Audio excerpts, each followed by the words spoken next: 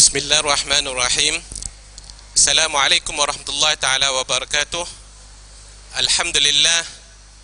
Alhamdulillahilladzi hadana lihadza wa ma kunna linahtada laula an hadana Allah. Ashhadu an la ilaha illallah wahdahu la syarika lah, ilahan wahidan wa rabban syahidan wa nahnu lahu muslimun. Allahumma salli wa sallim ala sayyidina Muhammadin miftah bab rahmatillah, adada ma fi ilmillah, salatan wa salaman min dawam mulkillah, wa ala alihi wa sahbihi wa man wala.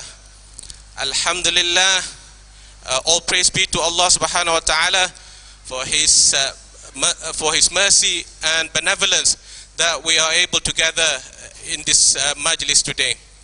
First of all, I would like to extend a very warm welcome to all our distinguished guests, especially Dr. Umar Faruq Abd-Allah, and also Imam Afrus and Sheikh Abdullah Jahaf. I also like to extend very warm welcome to some of our friends who has traveled all the way from Australia and America to be in this gathering today. Just a brief summary of the program we have for you today.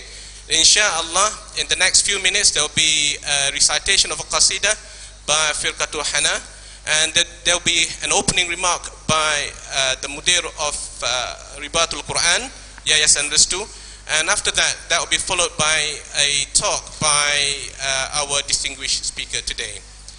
And after that there will be a period of question and answers. If you have any questions at the end of this session, you may either ask through the available microphones, and also you can also text me the questions through this number. You may want to note the number is 010-540-5403. I repeat, 010-540-5403. Without further ado, I would like to invite our friends from Firqatul Hana to present their qasidah. Tafaddal mashkura. اللهم صل وسلم وبارك عليه وعلى آله صلى الله وسلم عليه. ربي خلق طه من نور، فيه احترام فيه احترام،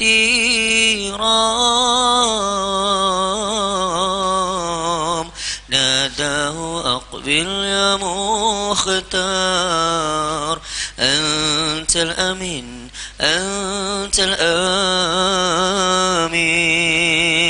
ربي خلق طه من نور، فيه احترام فيه احترام، ناداه أقبل يا مختار، أنت الأمين أنت الآمين. ربي خلق طه من نور، فيه احترام فيه احترام، ناداه أقبل يا مختار، أنت الأمين أنت الآمين. لما ارتقى البيت المعمور صلى إمام، لما ارتقى البيت المعمور صلى إمام، وقد دنا من ربه باهي الجليل، ناداه أقبل يا مختار، أنت الآمين أنت الآمين أنت الآمين أنت الآمين. ربي خلق طه من نور، فيه احترام فيه احترام، ناداه أقبل يا مختار، أنت الأمين أنت الآمين. ربي خلق طه من نور، فيه احترام فيه احترام، ناداه أقبل يا مختار، أنت الأمين أنت الآمين. ربنا صل وسلم على نبينا المعلم. ربنا صل وسلم على نبينا المعلم. محمد والملزم محمد والملزم محمد والملازم في سلك منهاج القويم ربنا صل وسلم على نبينا المعلم ربنا صل وسلم على نبينا المعلم محمد والملزم محمد والملزم محمد والملازم في سلك منهاج القويم ربنا بالنبي الكريم ذي الجاه والصفات الشميم ربنا بالنبي الكريم ذي الجاه والصفات الشميم سهلنا ربنا العليم ضم العليم والتعليم ربنا صل وسلم على نبينا المعلم ربنا صل وسلم على نبينا المعلم محمد والملزم محمد والملزم محمد والملازم في سلك منهاج القريب ربنا صل وسلم على نبينا المعلم ربنا صل وسلم على نبينا المعلم محمد والملزم محمد والملزم محمد والملازم في سلك منهاج القويم اللهم صل وسلم وبارك عليه وعلى آله صلى الله وسلم عليه. Jazakallah khairan kathiran firqatu Hana. It was the vision and support of Ambara, Fajar Sisters and Yayasan Restu that made this forum possible. And I would like to extend my deep and sincere gratitude for this noble effort. To begin this majlis, it is a great honor for me to invite the Mudir of Ribatul Quran, our teacher, Sheikh Abdullah Jahaf, to recite some dua and also to give an opening remark. Tafaddal mashkura ya Sheikh.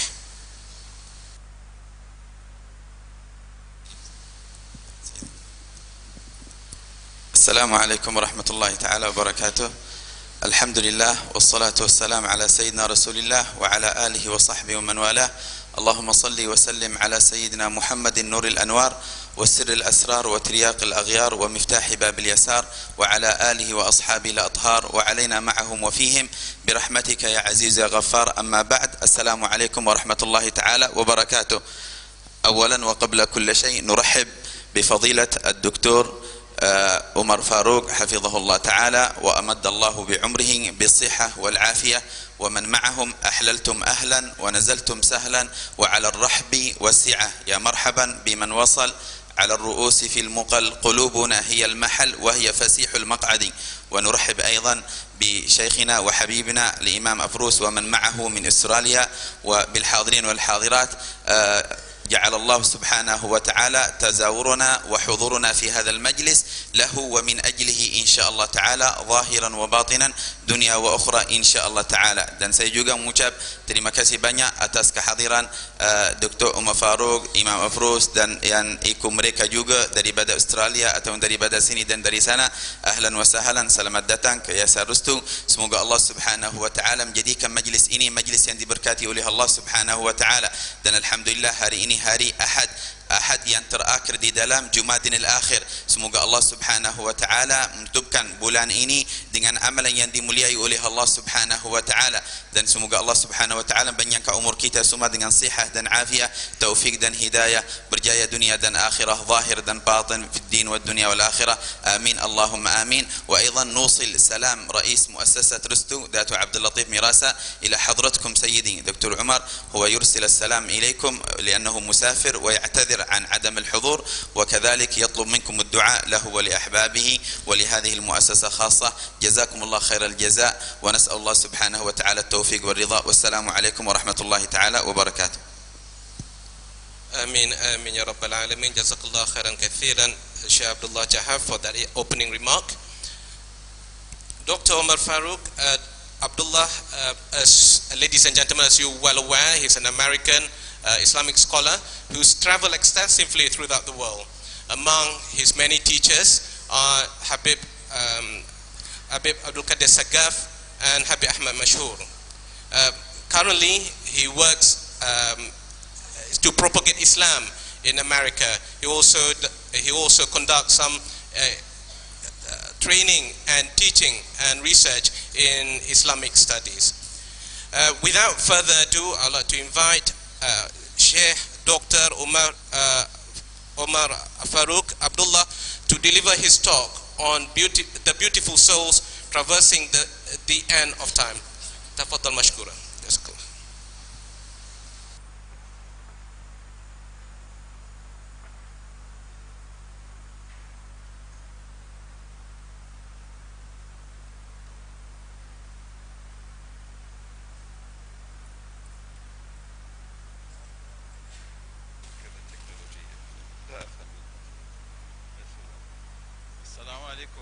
Assalamu alaikum. It's still not quite doing it.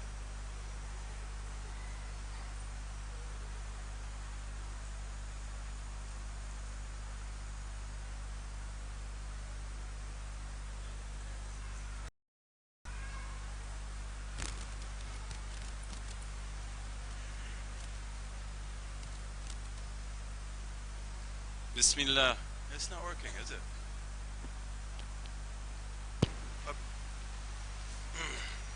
Bismillahir Rahmanir Rahim. Let's see, maybe we could put this up a little higher. Bismillah. Okay, we can put it up. سامحني قليل الأدب. قليل الأدب. لا أعرف الأدب. سامحني.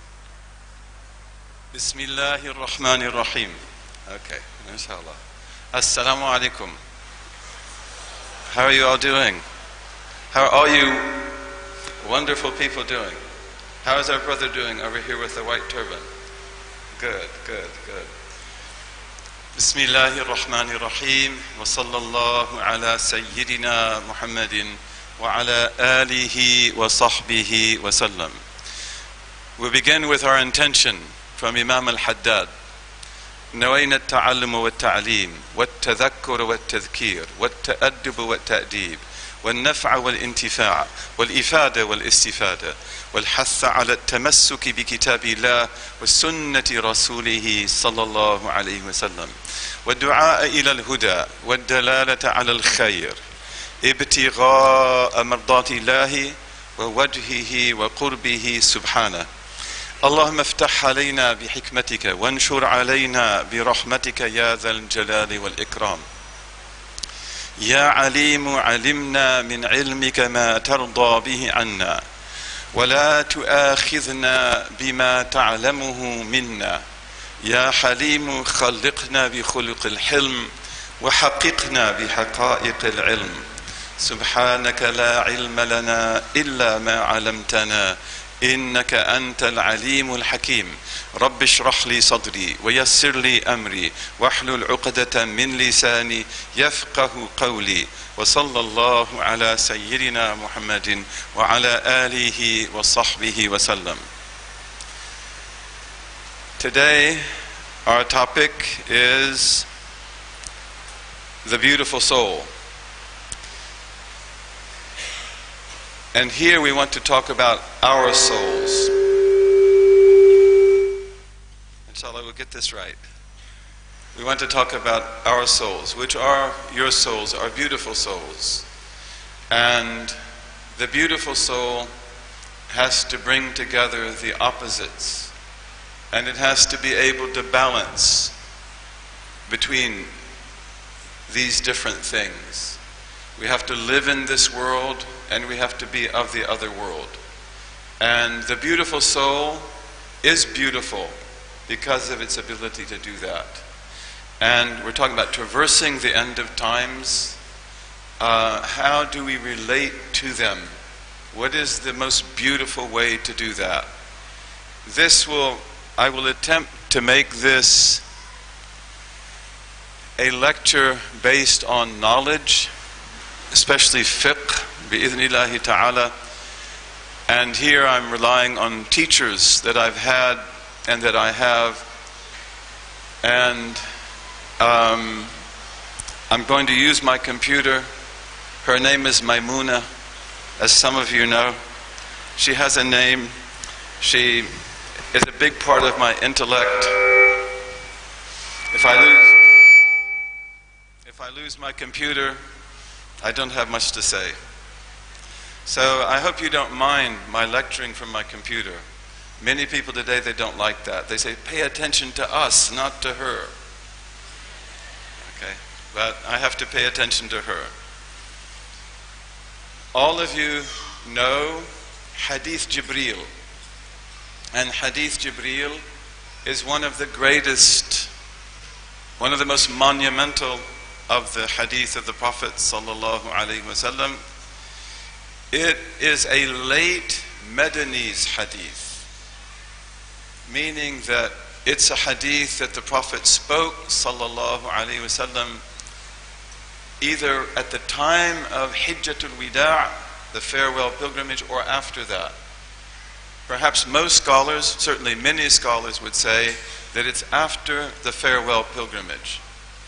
And that hadith is itself a beautiful topic to talk about all day and all night. One of the things that it tells us subtly is about the greatness of the Sahaba. It tells us about the greatness of the companions of the Prophet sallallahu alaihi wasallam, because here at the end of the prophetic dispensation, let's say the prophetic message being given, the dispensation is bigger than that. Gabriel comes to the companions themselves, and they see him. Of course, he comes in human form, but this is an honor to them, and he comes to teach them their deen, their religion. And he had been teaching our blessed Prophet the deen now for 23 years. But now he comes to the Sahaba themselves. So it shows us the exalted station of these great men and women. And the details about Hadith Jibreel are very, very many and very beautiful, but we won't linger on that. As you know, Gabriel comes to ask the Prophet sallallahu alaihi wasallam, what is Islam? What is Iman? What is Ihsan? And those three elements, without any question, they are the deen. They are the deen. Islam, which is outer conformity with the prophetic law, bearing witness that there is no God but God, establishing the prayer, paying the zakat, fasting the month of Ramadan, making pilgrimage if you can, and then that includes the entirety of the rules of the Sharia. How we make wudu, how we make contracts, mortgages, how we do inheritance, everything else. It's all in that fiqh, what we call fiqh and usul al-fiqh and maqasid and these other great sciences. And then iman, which is internal, that we believe in here. And of course we believe on the basis of proof, not just emotion, not just will. We believe in God. We believe in the angels. We believe in the prophets. We believe in the books. We believe in the last day, the resurrection of the dead, and so forth. We believe in destiny, al-qada wal-qadar, the decree and the destiny, whether it's good or bad. So that's an internal dimension, and it's called iman. And it also has sciences, which are theology, ilmul tawheed, ilmul kalam, discursive theology, al-aqaid, ilmul aqidah, the basic aqidah, and so forth. And then the question comes, what is ihsan? Ihsan is the pinnacle. It is the epitome. It is the embodiment of the other two. And it means to do things perfectly and beautifully, moral perfection, ethical perfection, spiritual perfection. And the Prophet said, sallallahu alaihi wasallam, as you know, أن تعبد الله كأنك تراه فإن لم تكن تراه فإنه يراك, that you worship God as if you could see Him. For although you do not see Him, He sees you. This is the deen. This is the epitome of the deen. And that also has a science.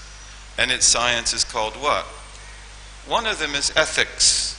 But in Islam, ethics we always find among a special group of people who were called by the strange name of Sufis. Sufis. And many people today, you say they were Sufi, they go into cardiac arrest. Right? But we shouldn't do that. I remember when Habib Ali al-Jifri came to the United States in the year 2003. That's a long time ago for most of you, not for me. To me it's yesterday, but for you young people, that's a long time ago. 14 years ago, right? Before you had a driver's license. But in those days when we talked about ihsan, we always talked about ihsan, so that we didn't get any cardiac arrests. And then Habib Ali said, say Sufism. Because he said, this is our tradition. We've always called it Sufism. And when the people go to the books, they will find Sufism. And what will they do then? So from that time, alhamdulillah, I began to use that word in public. And there were cardiac arrests. But God bless them, God protect them. And we won't talk about Sufism today because that's not our topic. But one of the great things about the word Sufism, Sufiya, or Tasawwuf, is that nobody knows what it means. The first Sufis come at the end of the first century. The first people that we know to use that word, they come at the end of the first century of the Hijrah. In Medina, actually. But is it from wool, suf? Is it from safa, purity? Is it from as-saf al-awwal, the first line, in obedience to God and prayer? Is it from Ahlus Suffa, the people of the bench, like Abu Hurairah? Every one of those arguments has got people for it and against it. The fact is, we don't really know what it means, and that's why it's a perfect word for ihsan. Because the people of ihsan are people who detest claims. Ittaqi man yadda'i. Beware of the maker of claims. So they don't want to make claims about themselves. They would be the last to say, Nahnu al-muhsinun. We are the muhsins. We are the muwahidun. They are the muwahidun. They're the ones who see the oneness of God in everything. But they wouldn't say that about themselves. In fact, these great men and women of the path, they may be the most complete sheikhs ever. But as a rule, they won't ever say that. They won't even say that. I've had that experience many times. Of course, Hadith Jibreel doesn't end with these three. But then Gabriel asked the Blessed Prophet, tell me about the hour of the end of the cosmos, when the cosmos, which is the ordered world that we see around us, on the earth and in the heavens, it will come to an end. The stars will come to an end. The planets will come to an end. That whole order will be finished, just like this.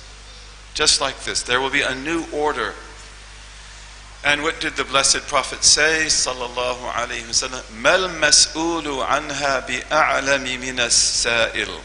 That the one who is asked about this, meaning himself, the most knowledgeable of God's creation, is not more knowing or knowledgeable about this than the one who's asking the question, whom he knows is the angel Gabriel, coming straight from the throne of God.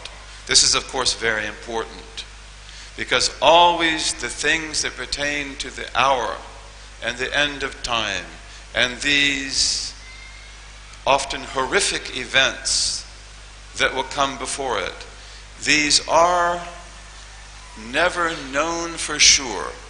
They always have this aspect of being unidentifiable. You can't really put your hands on them. You can't really put your finger on it. But this is also deen. And this is included actually in what went before, because technically speaking, the belief in the last day and the belief in the signs of the last day, this pertains to Iman, doesn't it? This is one of the things we study in Iman, in what we call the Sam'iyat, the things that are heard from the prophets. So it belongs to Iman. Not to this Iman, but it belongs to you too, but to the Iman of the Deen. So this is what we want to talk about today. And one of the things that is very important to say is that every single prophet and messenger who ever came has told us this story. The story of the end of the world, which includes the Antichrist, the Dajjal, and it includes those other great happenings or horrific happenings that happen with that.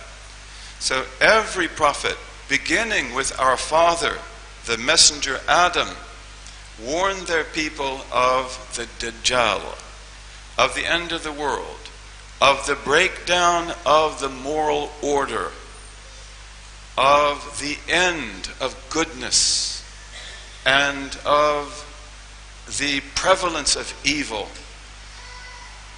And they did this so that people not be deceived, that they not be deceived by the Antichrist, but also that they not be deceived by this reality, which is something that is always there in the human soul, always there in the human condition. And so we have to linger on that for a moment. Adam, alayhi salam, he comes at the very beginning. At the very beginning. And was it really necessary to tell his children about the Antichrist? And the answer is yes, it was. And that's because that reality was as real in his time as it is today. And this is something very difficult for us to understand. But these realities are realities that are always there.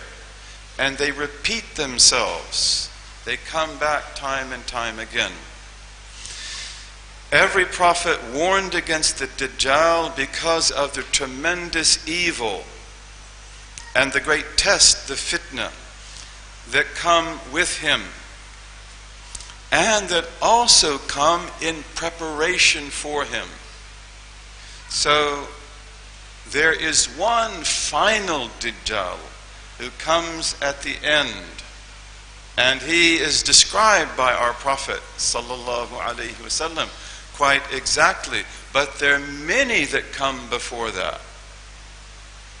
And just as the good people who will confront him, like the Mahdi alayhi salam, there are also many Mahdis who come before him. They are not the Mahdi, and they wouldn't call themselves that, but they are figures that have this reality in them. So this is also because there are always preparations. So there are preparations for the Dajjal, and there are preparations for those who will withstand him. And the prophets taught us these things out of compassion, out of shafaqah for us and for them.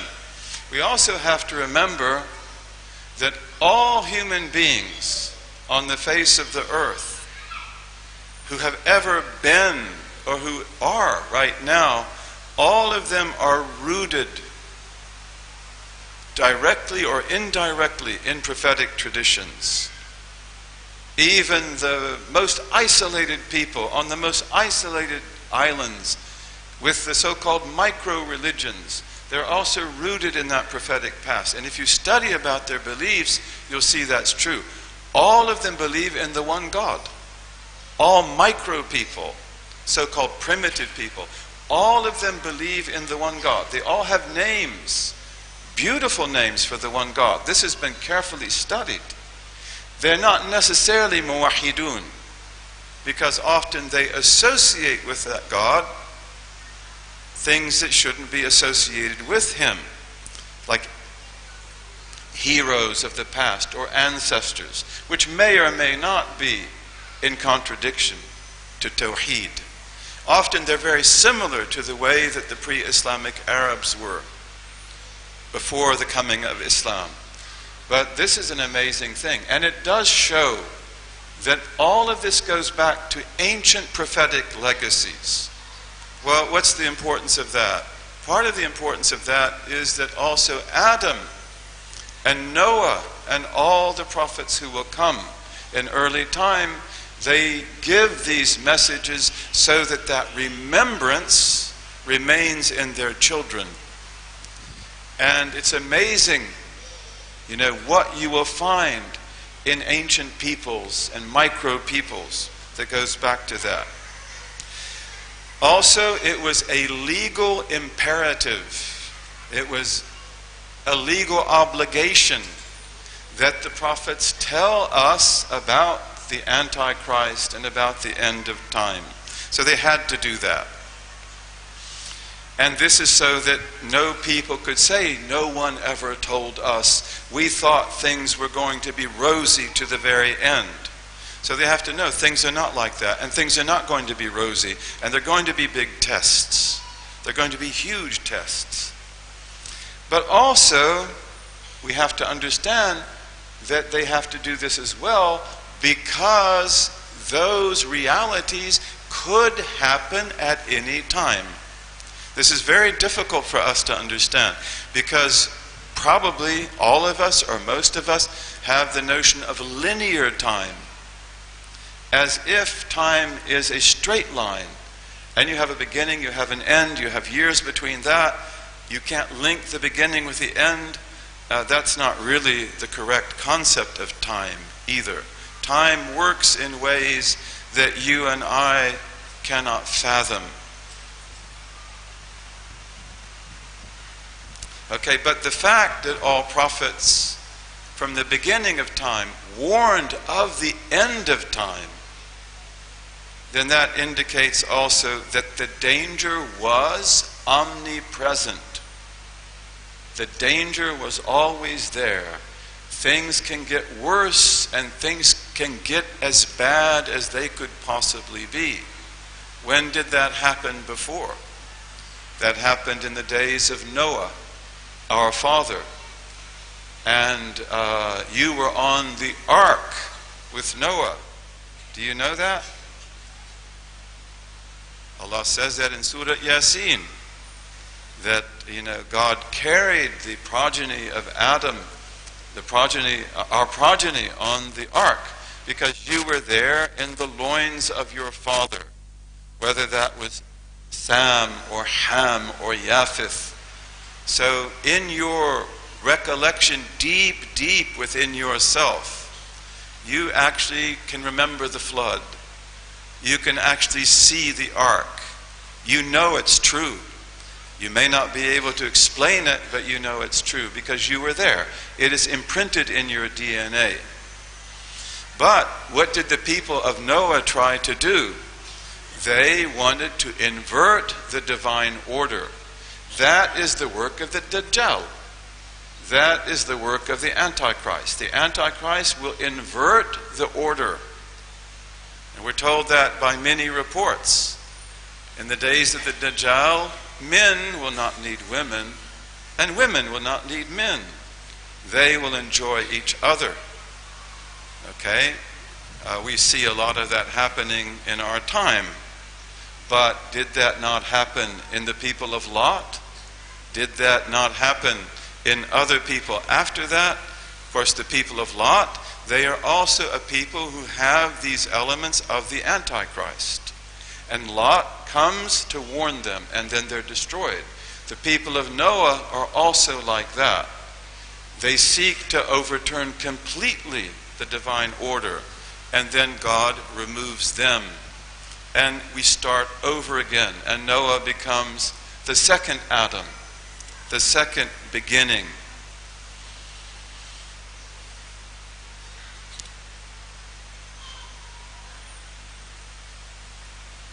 It's also true that the prophets and the messengers, they come to tell us about every type of good. There's no type of good or goodness that they don't give you some indication of or some teaching about. And also, there's no type of evil that they don't warn you about, that they do not make you aware of. This is what they have to do. And so this is also part of that story. They want you to understand all the tricks of the trade, all the good things to do as well.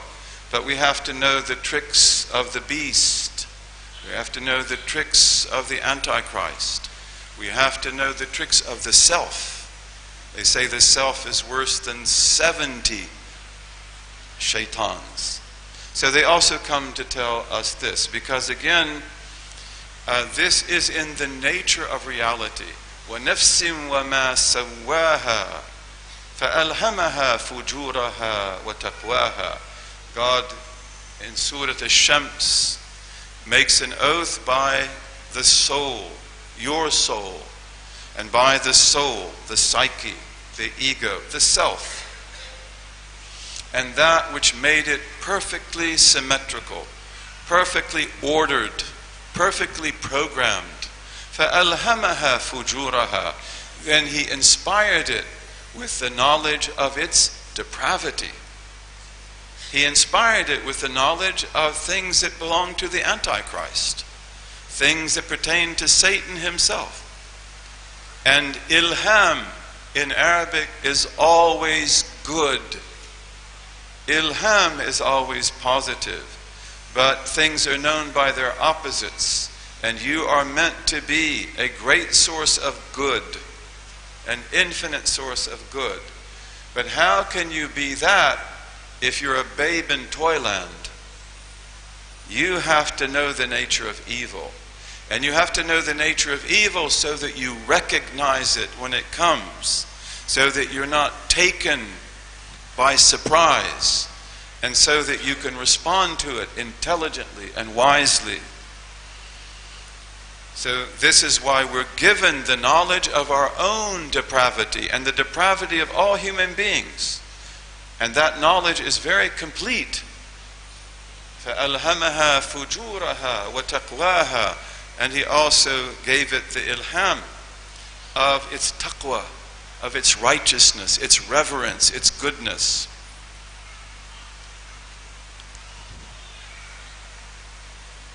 all of the prophets and messengers were sent both for this world and the next. Isn't that true? So they teach us all these miraculous things that we need to know for this world. Again, most of you are people of the East, Nusantara, and the lands that are further east, and the South, Australia. The East, I always like to say, is the king of the directions, Sayyidul Jihad, the Lord of the directions, the four directions of the horizon. The Lord of that is the East. The East is the king. That's where the sun rises. That's where the day begins. It's very special. It's very special. And the most blessed of all the directions is what? The South. The South. Like Australia. Okay? That's the land of the South. So there's got to be good there. And the West is the land where the sun sets. So it's the land of death and also resurrection. It's also the land of sainthood and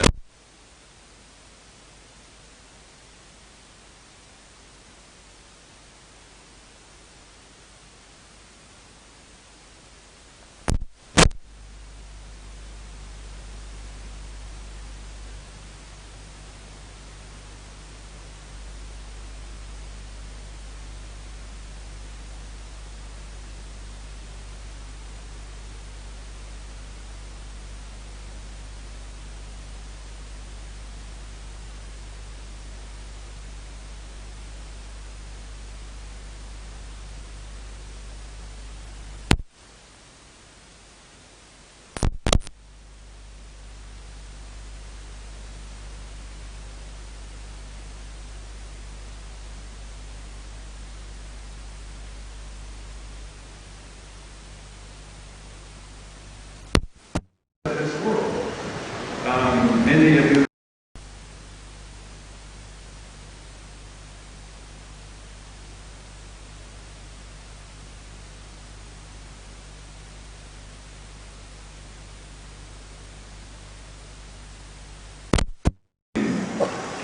how you breathe in you and you breathe out a different way. You learn this. This is from the prophets. These are ancient knowledges that go back to ancient prophecy. And we can't trace it necessarily, but whatever is beneficial in that, we benefit from. And we also believe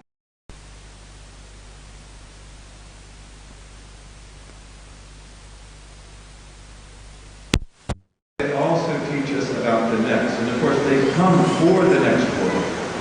That is the chief priority.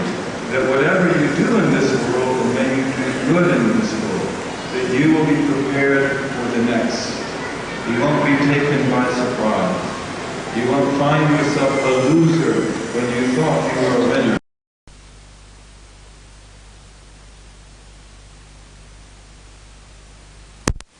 Very beginning, about the end of the world, the inversion of the moral order, the social order, these go back to the very beginning, and these are to also teach us the nature of good and evil, and that good has a divine order, and that evil upsets that order and establishes a substitute order of its own. That's one of the main things that the Dajjal does. He turns things upside down. And this is so that whenever we see the good, we can recognize it and we can support it. But that's not good. And we can protect ourselves from it. And we can also warn about it, and we can also stand up against it.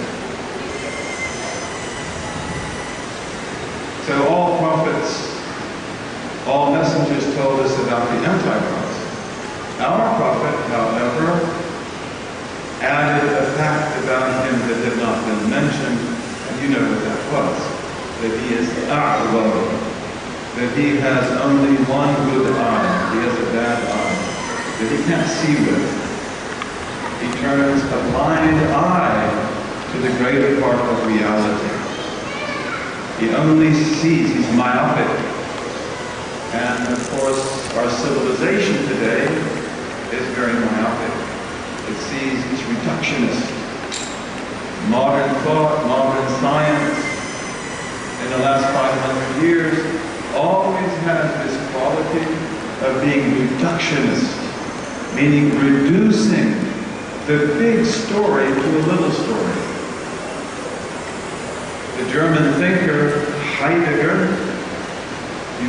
most of you have heard of him, you might not know how to actually pronounce his name.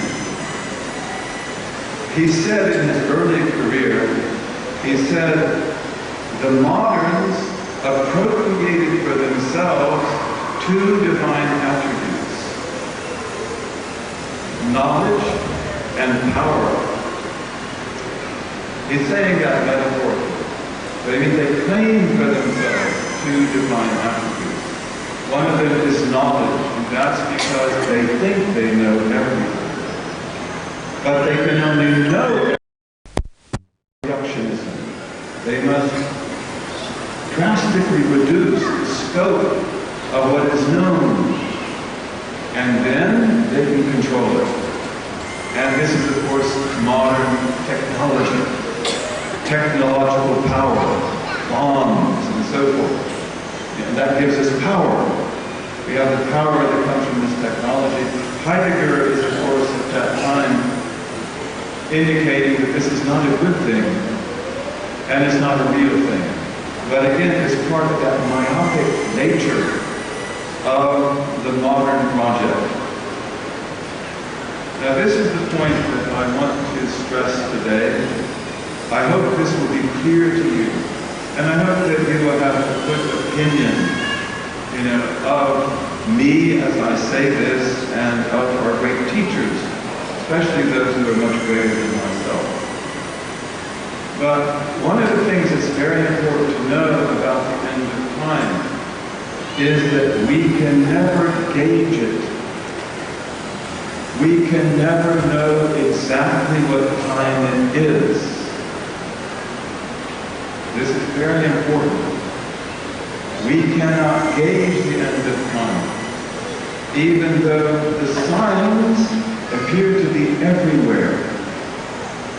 But it doesn't mean that the end will be tomorrow. You can't gauge that. And you'll see that it's always elusive. And so this is very important to know. And again, it goes back to the fact that we have been told these realities from the very beginning. And these realities repeat themselves from the very beginning to the end.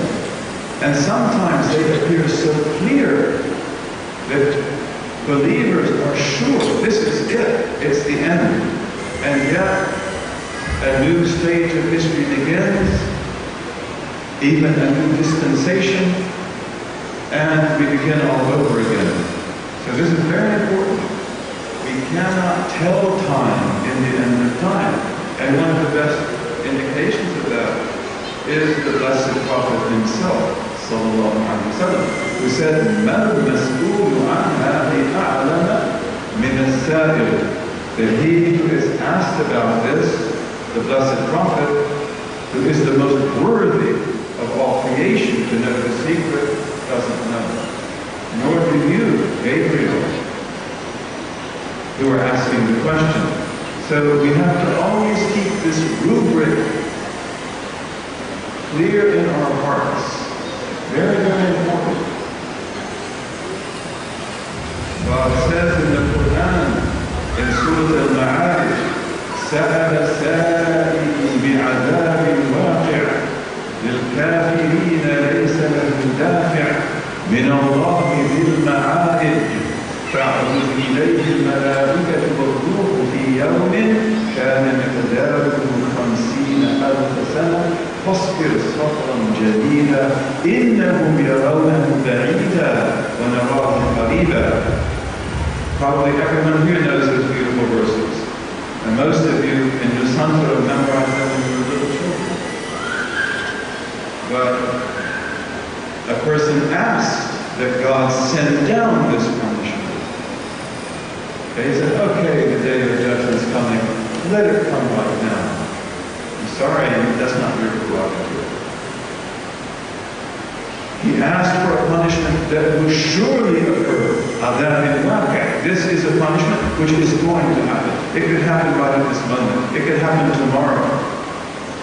God is Maliki Yawmiddin. Isn't that the recitation that you have mostly in Nusantara?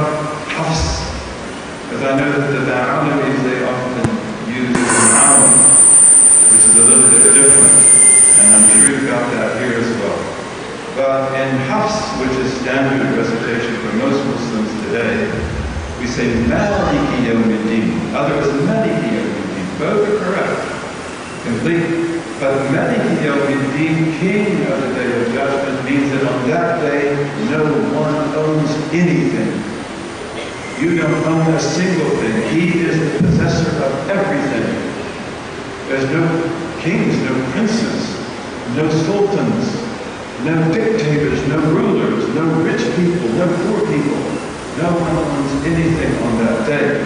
But Maliki Yawmiddin is a little bit different. Because this is what we call in Arabic Ismun Fa'il. And those of you who study Arabic, you know what that means. It is Fa'il. It is, what would we say, active participle. Participle, is that right? Forgive me. But when you take that fa'il and you put it in conjunction with a ma'rifah, that is a noun that has a definite article, ad-din, then it means it's always that way. Ghafiru them is another example. God is the forgiver of the sin, any sin, always. So Maliki Yawmiddin means he's always that way. This is not something that will just happen on the Day of Judgment. That right at this moment, God is the total master of the Day of Judgment. So it's as if it is playing out before you right at this moment. And it is. Because each of us is being rewarded, and inshallah none of us is being punished. But some people are. When you have good thoughts and good deeds that God accepts, He immediately rewards you. He will reward you infinitely in the future. But even now, He rewards you, and how does He do that? He gives you fadl, He gives you bounty, and He gives you more good deeds. And He makes it easier for you to do good deeds. So this is part of the story of the Day of Judgment. So that you did this great deed, you had this great thought, you protected someone's honor. So I will multiply your good deeds so that when you meet me on the Day of Judgment, you will be rich. And then there are other people that that's not their story. They turn away. Maybe your own brother, maybe your own sister. And you see them begin to turn away. It's like, how can you do that? We were in this together. Maybe we even saw signs. God showed us His power. And it's like, I'm not listening anymore. And he or she begins to fade away. And that's a painful thing for us. But it's also adl. It is justice. Because no one goes astray except as an act of divine justice because of something they thought, because of something they put here, because of something that was not correct, because of something they did. Maybe that no one knew about, but the doors begin to close. So, he is Maliki Yawmiddin. But then he says here, the angels and the Spirit rise up to Him, they go up to Him in a day that's like 50,000 years. Okay, there's no bigger period of time mentioned in the Quran that I know of. Certainly not that's explicit. And the Day of Judgment is 50,000 years for the disbeliever. Okay? إِنَّهُمْ تَصْبِرْ صَبْرًا جَمِيلًا. So have beautiful patience, O Prophet. Have beautiful patience, O sister, O brother. Be strong. Be strong. Be solid. Be balanced. Be wise.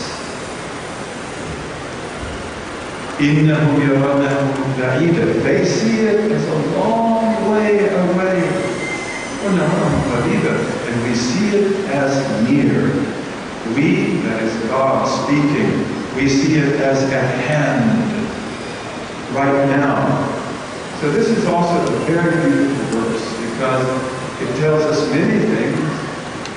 These 5th and 6th verses of Surah Al-Ma'arij, but they also tell us about the nature of time, and you cannot calculate that. And therefore these last things were near things from the very beginning, just as at the very end. When they seem so near to us with our linear vision, they also can be far away. You don't know. You cannot tell that time. One of the names of God is Ad-Dahr. Ad-Dahr. It's a very hard name to translate. And Dahr is one of the names of time, isn't it? Isn't it? I know some of you studied this. Ad-Dahr. Arabic has different names for time. But Dahr, the Prophet said, sallallahu alaihi wasallam, do not speak evil, do not slander, do not say abusive things about Ad-Dahr, because Ad-Dahr is God. This is a valid hadith, authentic hadith. But Ad-Dahr is Batil Zaman. It is the internal reality of time and place, which people like me know nothing about. We like to learn these intoxicating expressions, and we love to hear them, but we don't fathom them. But God is His Dahr because He is not in time and space. He is not delimited by time and space. And all of you know that because that's basic Aqidah that you studied from the time probably that you were children. He is the Lord of time. He is the Lord of space. He is never imposed by them. He's never encompassed by them. And this is also what it means to be a Dahr. Because time for Him is something that is totally under His power, His control, His omniscience, His perfect knowledge. And in time, for Him, certain things were not a long time ago, and other things are not a long time in the future. And we could talk about that to a great extent. God knows how many breaths you will breathe in the garden. May we all be in the garden forever. And how many breaths will you breathe in the garden? May we be there together. Infinite. And yet that infinite set, and infinite sets we can't understand in this world. But He knows the infinite set of all of the breaths that you will breathe in the garden. Not to mention all the breaths you will breathe here. Your life has an ajal. As you know, your life has a certain allotment of existence, you could say of time. How is that measured? By this clock? By minutes? By Greenwich Mean Time? It's measured by breaths. Breaths. That's why it's good for me to learn how to breathe. I hope I can learn that. Breathe deeply. Deeply, and then breathe out. That's one breath. That's one breath. And as Ibn Allah says, بِكُلِّ نَفَسٍ تُمْضِي لَهُ فِيكَ قَدَرٌ يُمْضِي. In every breath that you breathe, God has in you a destiny He fulfills. Your existence is a miracle. Wake up. You're depressed. How could you possibly be? Wake up. Depressed people, by the way, don't breathe. Do they? Little tiny breaths. I take one breath, at the time I take one breath, they take 100. So it's like they're imitating death. Their lives are going by really quickly. You know, and God bless them and God cure them. I know a man in Chicago who's a great man. He has a great business, but he has a big problem with depression. One day he met me in a parking lot in Chicago and he said, I'm there again, I'm in depression. And I said to him, Ali, breathe. He's not breathing. He's standing there in front of me, tiny little breath. I said, would you breathe? You won't do it. I said, do you want me to make you breathe? He said, I'll try. You know, but your life is measured out in breaths. And in every one of those is the miracle of existence. Now, one of the most important things here, in light of everything we've said, and I hope that what I say is clear to you. I hope that I make it clear. It's very important because this, I hope, is a lesson in ilm. And I base it on great fuqaha, on great teachers, that God has blessed me to know. But we have the asbab, right? And you all know what that means. The asbab are these material causes, these material means to things, that if you're hungry at the break of day, you need to eat breakfast. And it's good for you to have porridge or an egg or something, right? That's sabab. It is a secondary cause. Just as you want to go to college, so you've got to study. There's not a pill you can take, you know, that when you wake up you'll have the perfect examination. You've got to study. We have to use the asbab. And the asbab, this honoring the asbab, recognizing the asbab, the material aspects of our lives, and doing them, this is a Sharia obligation, and Sharia obligations never end till the last day. And I gather from the beauty of this crowd that many of you are people who have a love for this thing called Sufism. I didn't see any cardiac arrests. And again, I don't want to offend anyone. I don't want to offend anyone. If we have people here who don't like that word, you're not my enemy, and I'm not your enemy. You know, we are brothers and sisters, and we want to understand each other. We don't want to demonize anyone. But in the path, we talk about haqiqah. We talk about ultimate realities. Batin al-zaman, ad-dahr, the inward reality of time. Ad-dahr, this is a haqiqah. It's a haqiqah that's relatively easy to access because it's there in the hadith. And you can look it up in the tafsir or the sharh. You can look it up even in dictionaries, ta'rifat, Jurjani. So it's not far removed, but it is a haqiqah. How do I get my heart around that? How do I get my mind around it? But we say in the path that the haqiqah, the ultimate reality or ultimate realities, maratib al-wujud, different levels of existence, the nature of time. The time is not linear. Time is not uniform. It doesn't work the way that most people think it works. This is also what the lesson today is about. Time is surprising, and it will take you by surprise, so you be ready for it. But these are haqa'iq, and the haqiqah is in the sharia. Like butter is in the milk. And again, I don't know as much about Nusantara as I would like to know. And I don't know how much butter you have here, or how many cattle. I know you do have cattle here, at least you did, and I saw some in fact. You know, but of course for those people who have cattle, and I'm a farm boy, I used to milk cows. We played a lot when we did that, we would squirt each other. you know, but we would get that milk, which was milk. It was raw, and it was good, and it was healthy. And then your grandmother makes you churn it until you can't churn it anymore. And out of that you get butter. Right? So the haqiqah is in the milk, like the haqiqah is in the sharia, like butter is in the milk. But you've got to churn the milk. You can't get the butter without churning the milk.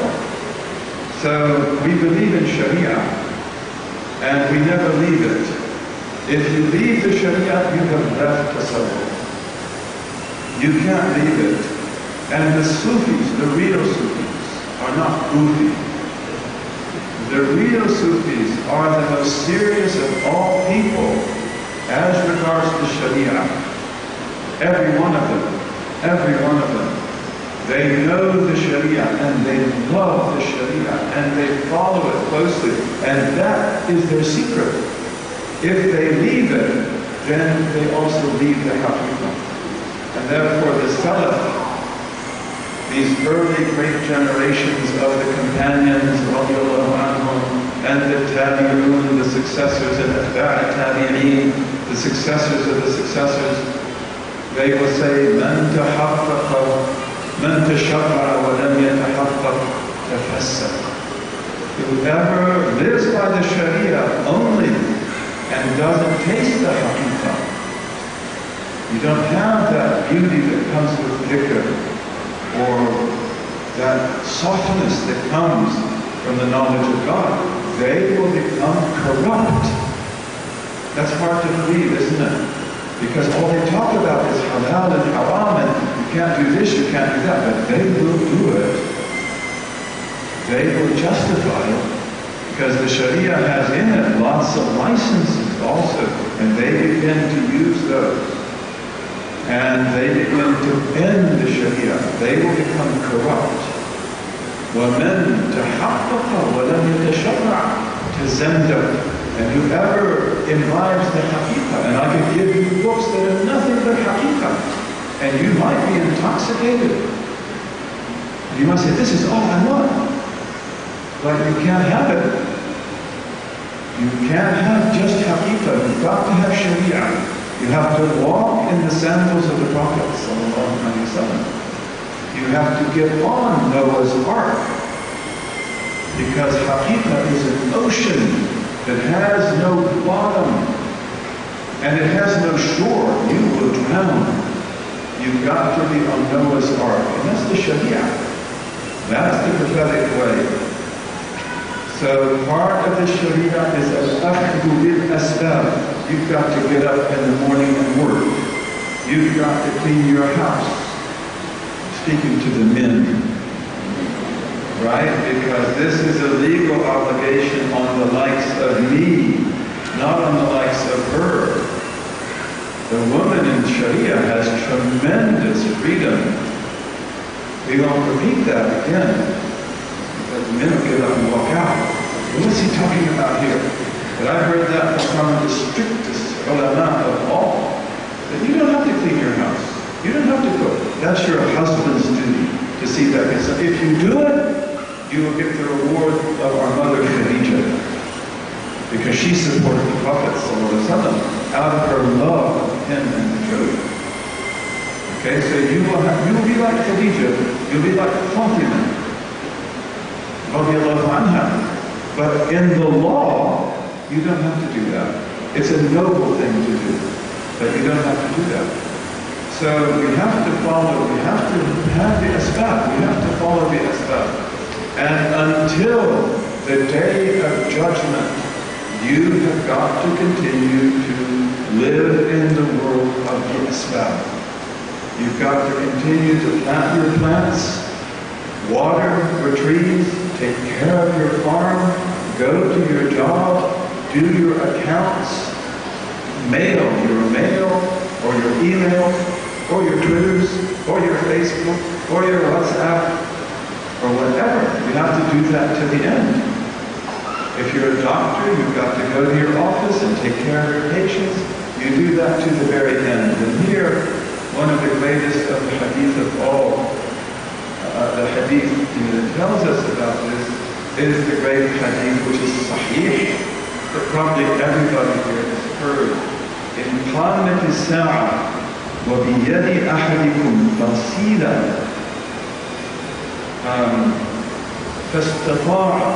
فإن استطاع أن لا يقوم حتى يلبسها فليفعل. Let's put that in English. So if the hour comes, the hour of the end, the sun rises in the west, and you won't have any doubt about that when it happens. If the hour comes, and one of you has in his hand a fasila, and a fasila is a little tiny date tree.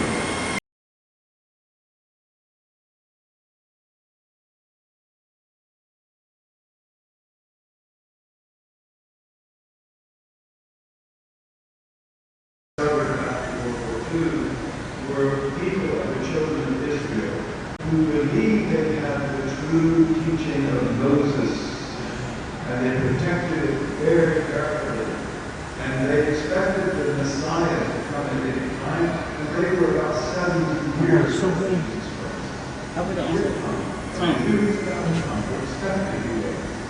And then after him will come the great ones, the super prophets. So Jesus Christ was a sign of this in his life. So we have to work, and we work to the end, and we give up this everything we like to take before. And in this we have to seek God. Do what is obligatory. Do if you can what is recommended. Don't do what is haram. And if you can, don't do what is makruh. And we say, and if you come to that, and if you doesn't come to that, we will work anyway. So the sign of the day is judgment, they will keep themselves.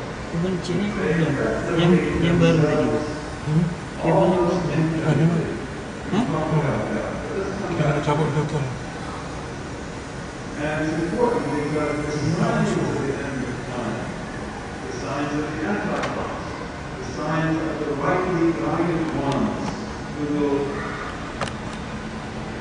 stand against the Antichrist, these will always there, and they will always repeat themselves.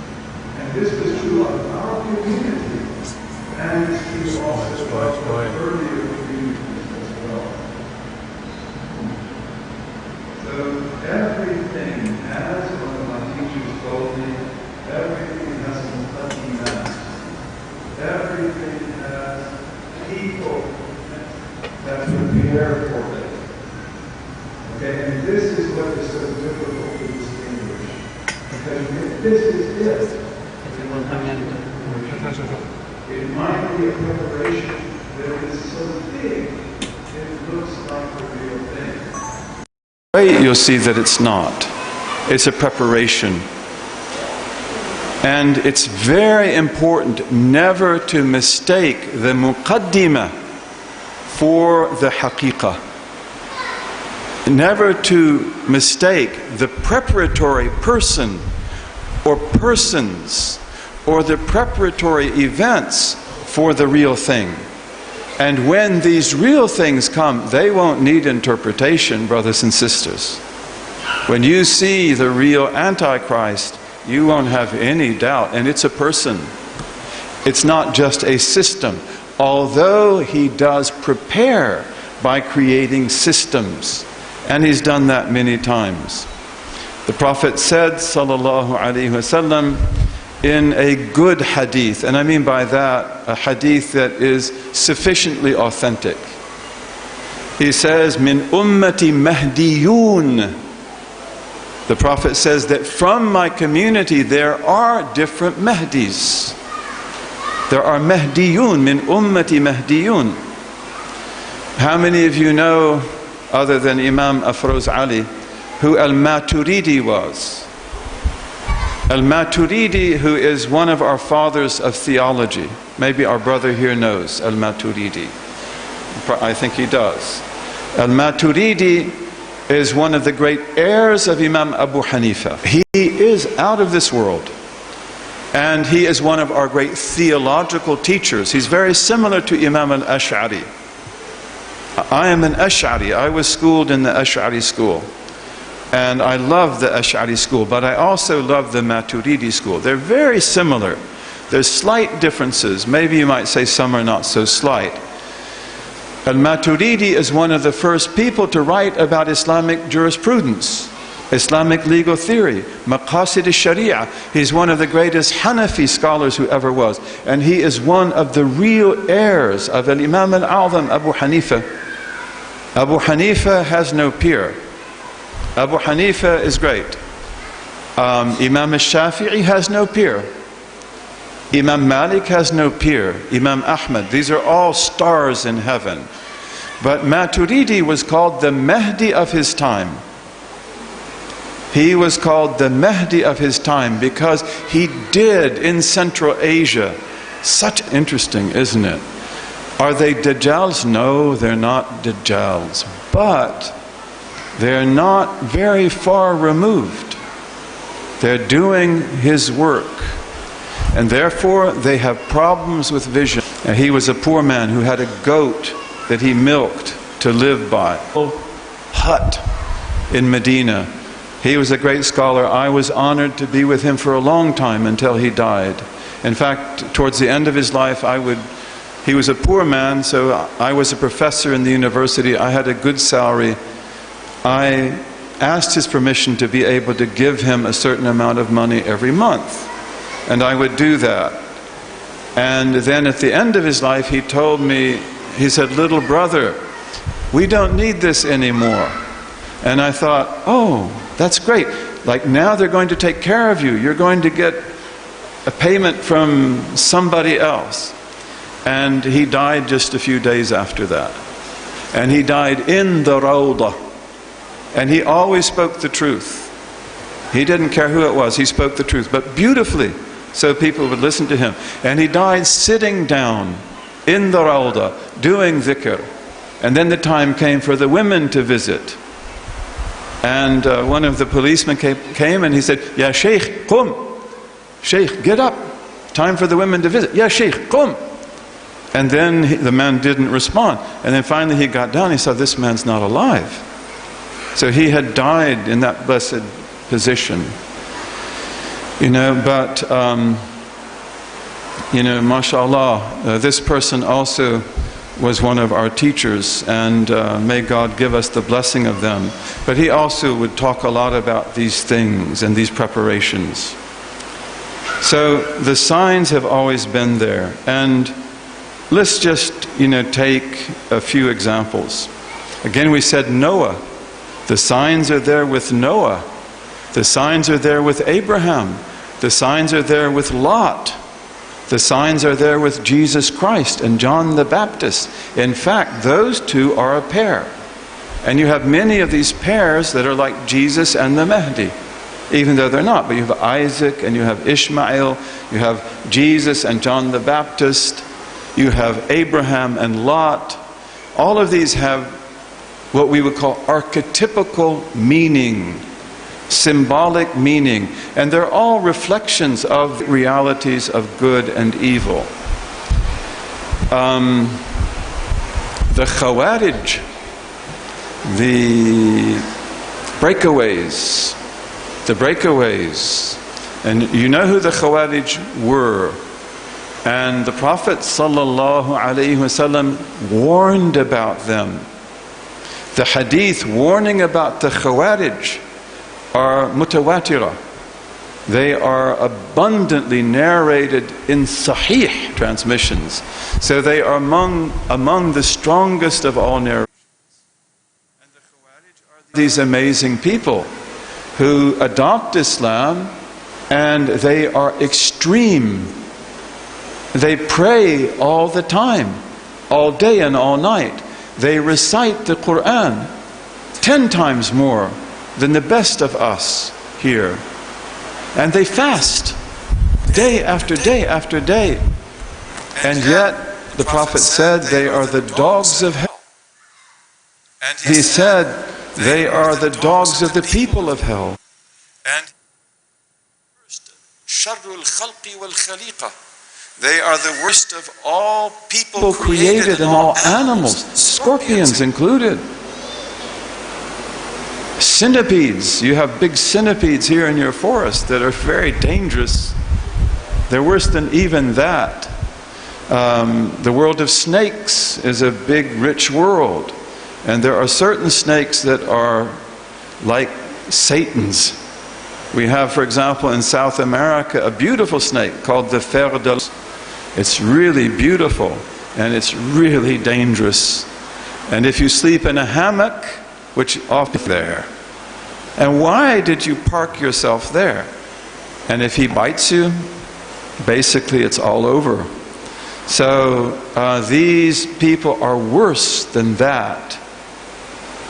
And they come in the days of the Prophet sallallahu alaihi wasallam, and they are the biggest fitna that Islam ever had. Who will kill Imam Ali? Ridwanullahi alayhi wa karramallahu wajhahu. It's them, isn't it?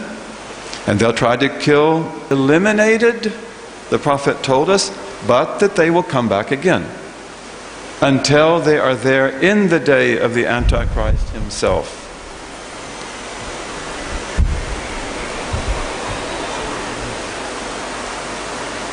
Okay, this is a beautiful one who is worse, a satanic man, demonic man. Was Nero the Antichrist as they thought? Well, you and I know that he wasn't, because he's gone now. And history took over again, and other things happened. But was Nero an Antichrist? Yes. Because before the Dajjal comes, there are Dajjajila. There are figures that are the Antichrist. And he was one of those. He was one of those, without any question. And he is a preparer of the way of the Antichrist, even if it doesn't renew itself for 1,000 years or for 2,000 years. But he is part of the Hizb Shaitan. So we have Hizbullah. And we mean by that the party of God that sincerely worships God, like the companions of the Prophet, every single one of them, Muawiyah included, Amr ibn al-As included. And we have the Tabi'un, the successors, and the Atba' Tabi'in. These are Hizbullah. These are the faction of God. And you have Hizb Shaitan. These are the faction of Satan. And this is one of the signs of the end of time. It's one of the signs of the Antichrist. They are the soldiers of the Antichrist. And the Hizb Shaitan will always belong to the religious community that they undermine.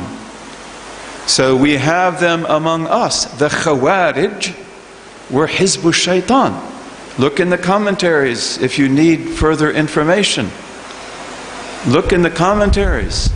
And again, as the Prophet said, sallallahu alaihi wasallam, if you compare your prayer to theirs, your fasting to theirs, your recitation of the Quran to theirs, you'll see that you're like nothing. They are extreme to the furthest degree possible, but they don't have real belief. And they will leave this religion just as quickly as they came into it. And the Prophet ﷺ likened them to an arrow that is overshot. And we have here in our wonderful audience, I'm sure on this side as well, archers. This is another one of the arts of the East, archery. It's an amazing art. It is a martial art of the highest order. In the Muslim world, we had great archers. And in Nusantara, you had masters, as you do in Japan with the samurai and with others. Archery is an amazing science. Okay, among the greatest archers of all in the Muslim world were the Andalusians, the Spanish and Portuguese. They were masters of archery. You know, they were incredible. You know, and Why did I begin to talk about archery? I mean, pray for me. Pray for me. What's wrong? I got derailed. Does anybody know what I was talking about? Yes, I'm sorry. Thank you, thank you. Pray for me. Look at this mind. What's happening? Old man, pray for me. You know, but the archer, when he or she shoots their prey, like a deer or a gazelle, you have to do it just right, don't you? If you do it really strong, the arrow may go through and come out the other side, and there won't even be blood on it. And it won't even wound the animal. It won't kill it. So you have to be able to hit the animal just right, and the arrow lodges in the animal. And then you have to track it, because usually it won't die immediately. You have to track it. We study about this in Islamic law, and hunters know about this as well. But in the case of the Khawarij, they are the arrow that is overpowered. And therefore they come into the religion and they leave it. It doesn't leave a mark on them. And for that reason they do great evil. Their jihad is always against the believers, and they are the people who have a sign. They have actually several signs, but one of them is takfir. They are the people who believe that we are right and everyone else is wrong. He's a kafir, he's not a Muslim, he's a kafir, he's a kafir, she's a kafira. Because that's their sign. That's why you don't want ever to do that. That's dangerous territory. You want to be a person who finds for every single believer under the face of the sun 1,000 excuses. This is what Umar and others would say. If someone says something that sounds wrong, we will find 1,000 excuses to interpret it in such a way as to keep them in the deen. That's what we do. Okay, but the Khawarij are one of the signs of the end of time, and they come back again and again. Now, I think that we've got a lot to do actually, and I think it's best to stop here. But let me just say this, and please don't misunderstand me, and please don't be offended by what I say. But it's very important when we talk about the signs of the end of time to understand that you cannot tell that time, brother or sister. And again, some of the dearest people to me, whom you wouldn't know if I mentioned their names, they were people who were always telling me, this is going to happen, this is going to happen, this is going to happen. It didn't happen. And then he comes back, this particular man's from the Yemen, the beautiful Yemen, and he is an Ahdal, he's a descendant of Sheikh Musa al-Kadhim, and he is one of the dearest of people to me. But we must be very careful not to interpret specific people or specific events in our time as those people or those events. And again, I don't want to blame anyone, people who are much better than me in that regard. So please don't misunderstand me. But the thing is that we don't know. And the signs can be very powerful. The signs can be very overwhelming. But we must not say, this is this. And when we do that, invariably, it's not going to turn out that way. You know who Saddam Hussein was. Everybody here. I, of course, lived in that time. I was in Jeddah and in Medina in the Gulf War. In fact, that's the time I could study most with Sheikh Mohammed Mahmoud Bil Zidan, because I was on vacation. Our university was closed during the war for a month and a half. So I went to Medina to study. But, you must be very careful not to say this one is that. And with Saddam Hussein, people were saying, this is the Sufyani, and Hafid al-Assad is this one, and this one is this one. And sometimes that affects people in a negative way. Maybe they stop their work. Maybe they don't know what to do. So again, you have to keep working. And you have to be careful. And where is Saddam Hussein now? Where is Hafez al-Assad now? And where is that event that was going to happen? So we have to be very careful about applying these true statements of our Prophet to any specific person or any specific event. This is very, very important, and this is what I've learned from my teachers, and also, from great fuqaha, that be careful about this. Are these indications? Can we understand about this? Do we know that this is evil or good? That's different. But to say that this one is that one, you'll see invariably it doesn't quite work out like that. And so therefore, why did the prophets tell us about the end of time? Well, we talked about that at length already. Shafaqah, compassion. They have to make the truth known, and so forth. That was the first thing that we talked about, right? But also, it is the nature of these authentic reports, that they are litmus tests. They are litmus tests that tell us about ourselves. That how are you going to respond to this? If you are strong, if you are a beautiful soul, and you are, then you keep working.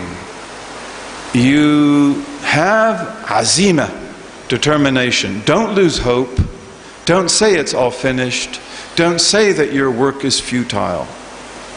And also, don't be unreasonable in your hope, because the world is a difficult place. And the darkness that possibly awaits us could be very great. Look at the time we live in right now. Look at what's happened in my own country. And I'm not worried about that, but again, that's my problem. I never do worry. And other people have said, like, maybe you should start to worry. Maybe it would be wise for you to do that. And actually there is some truth in that. We've got to be realistic. We've got to size things up properly. But these tests, these are litmus tests. And they tell us, they're one of the signs that tell us how firmly rooted we are, because we believe in them. We believe, we have to. This is part of the deen. But also, we have to understand that the Prophet ﷺ was not able to tell us specifically when this would happen, nor the angel Gabriel, and so therefore we can't do that either. And I want to conclude here with 3 rules of good speech. And these apply in this case especially. And these are the rules that we should always be mindful of. That silence is golden. Man samata naja. Whoever keeps silence will be safe. So you cultivate the habit of silence. Silence with thought, silence with reflection, and that silence pollinates your heart and pollinates your thought. And when you speak, speak from silence. Just as in martial arts, you move from inaction.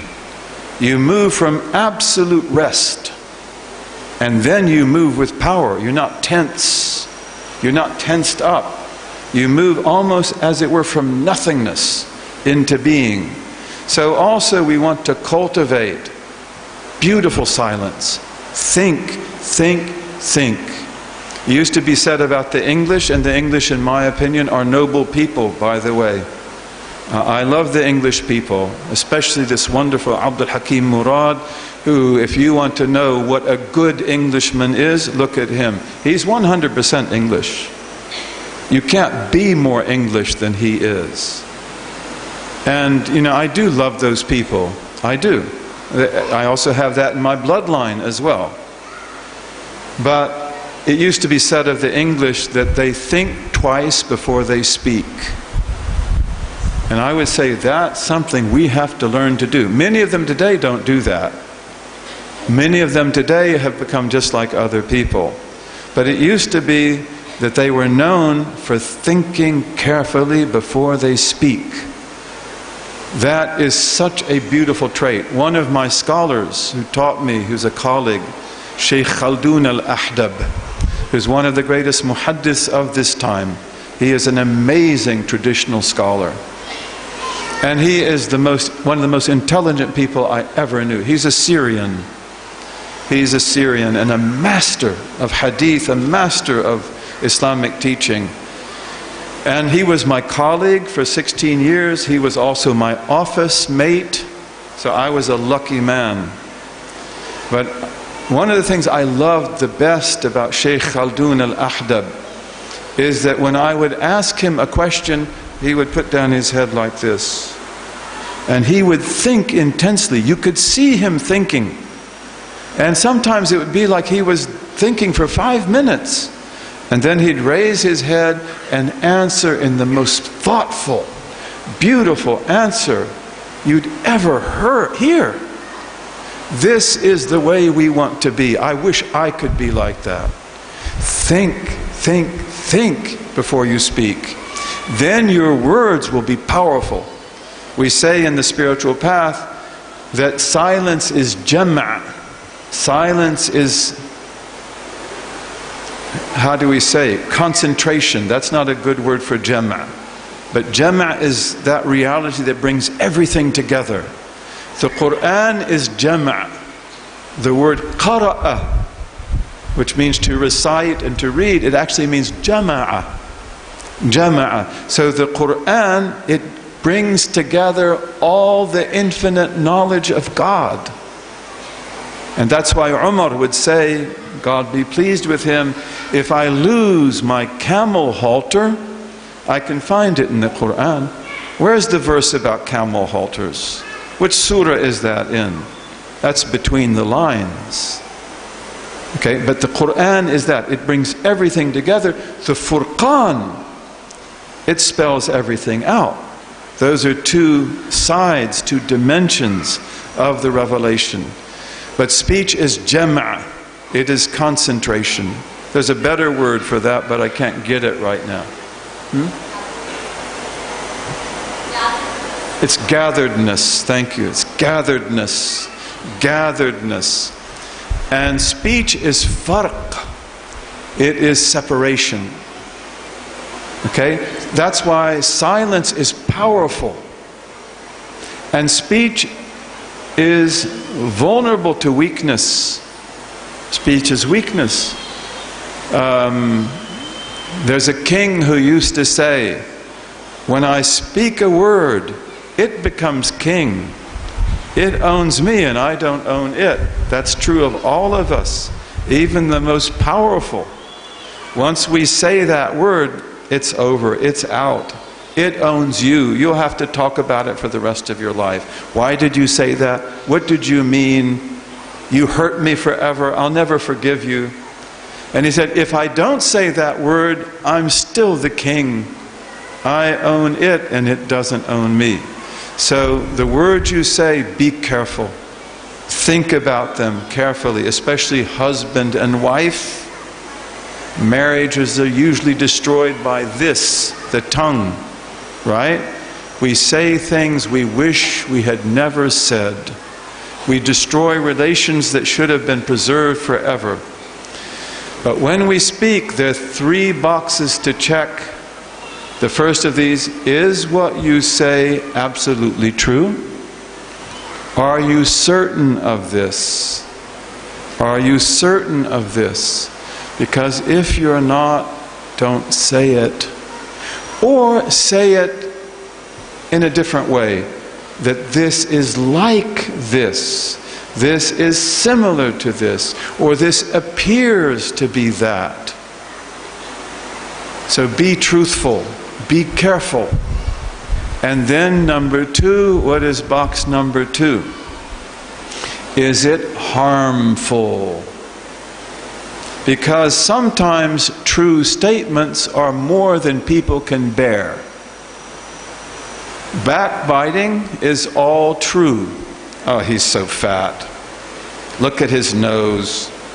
Look at her. Look at the dress she's wearing today. Is that false? No. Is it harmful? Yes. Because that encroaches upon honor. Ird. And honor is sacred. The honor of every one of us is sacred. We have to protect each other's honor. And then there's things to say that are true, but they're harmful. The traditional healer, if you're really sick, will they tell you that? No. The modern Western physician spills the beans all over the place, including himself. So that you've got cancer, I think you've got about a week to live, you don't have a chance. Sorry to tell you this, but I have to do my job. That's not your job.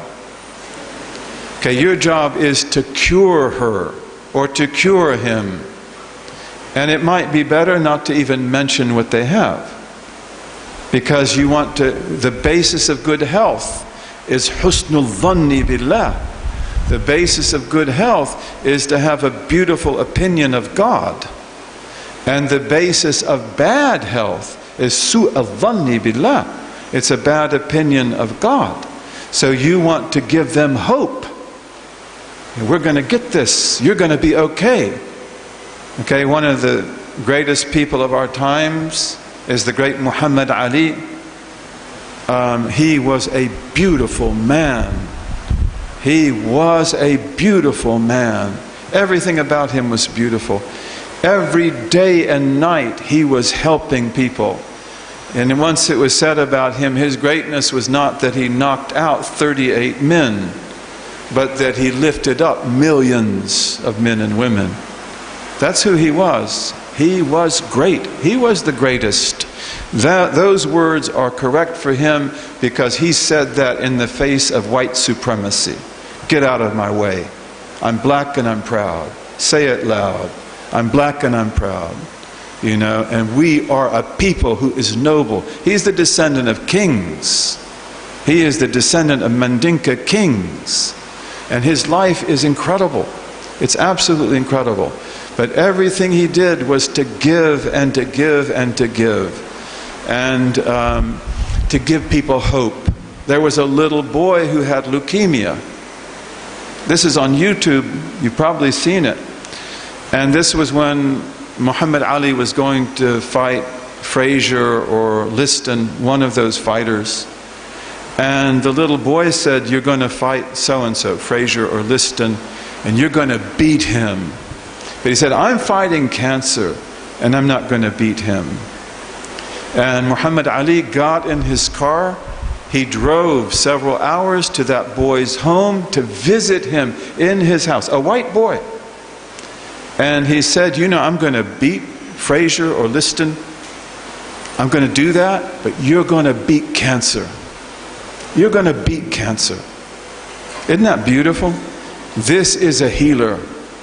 It happens that Muhammad Ali won his match.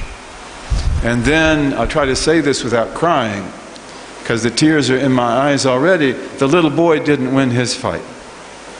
And he wrote to Muhammad Ali, he said, I'm not going to win my fight. I'm going to lose it. But when I go to God, I will tell him that I am so thankful that I was on the earth with the likes of Muhammad Ali. Okay, these are the kind of people we want to be.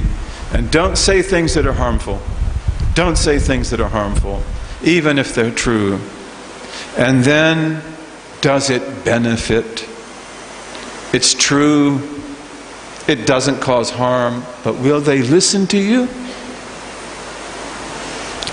Will your mother listen to you? Will your father listen to you? No. Maybe your mother, maybe your father, not my mother, not my father.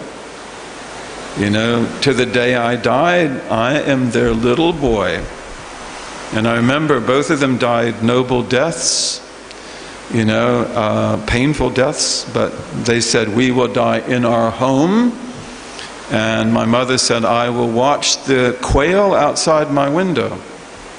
And she was there on a bed in the living room in her house. She had a little loft up above, and I would sleep in the loft. And I remember one night I heard her talking. I swear, I heard her talking, and it was like somebody else was there talking to her.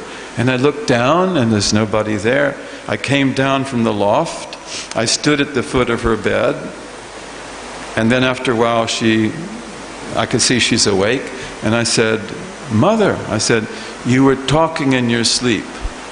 And she said, when you were a boy, you walked in your sleep. So it's like, go back to bed. This old gray beard. It's like, for me, for her, you're a little boy. You'll be that way always. So also, there's some people who are not going to listen to you. Don't expect your mother or your father or your grandmother or your grandfather. They may listen to you if you're really polite, if you're really respectful. But there are many people also who are not going to listen to you for many reasons. So is it beneficial to speak? Imam al-Ghazali says, never feel that you have to correct every single mistake. Many of us are like that, right? The American Revolution that took place in 1778. No, it's 1776. Was that important? No. It's like, let it go. Let it go. And Allah bless you all. My time is up. And may He benefit us with this wonderful religion. May He enable us to be people of azima and people of good intentions. Wassalamu alaikum wa rahmatullahi wa barakatuh. I'm going to sit down.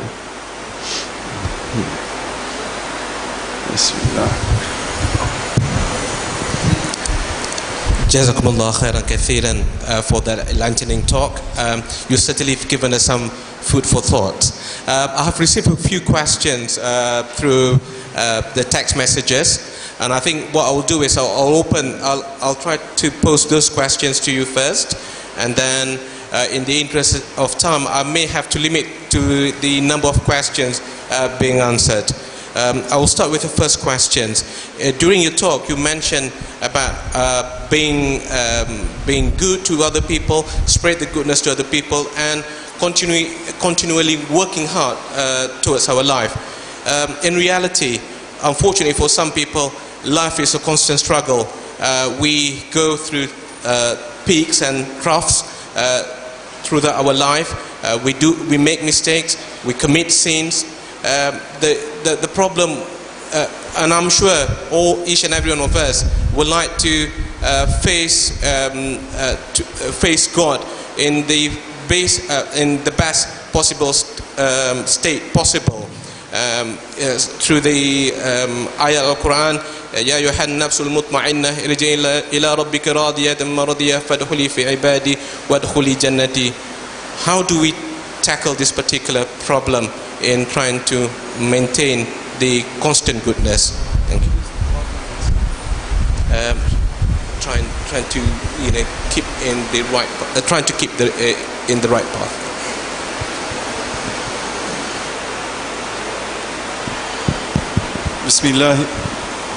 Bismillahir Rahmanir Rahim. It's okay. This is working. Yes.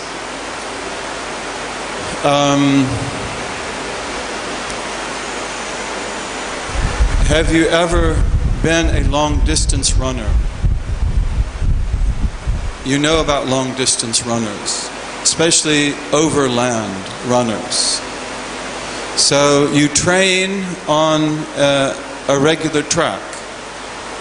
You train on a track that is easy to run on, maybe made of cork or of some other material. And on that track, you can run like a gazelle. When you run overland, you can sometimes run like that, but rarely. When you have dry, hard surface, you can run like a gazelle. When you run in the sand, you cannot. If you run through a stream, You may not even be able to run. You're walking, you're still trying to run, but you can't. Okay, maybe you fall down because there are rocks. Okay, but you keep going. And in fact, okay, so we can't hear it. That's what I'm being told. Could I use yours?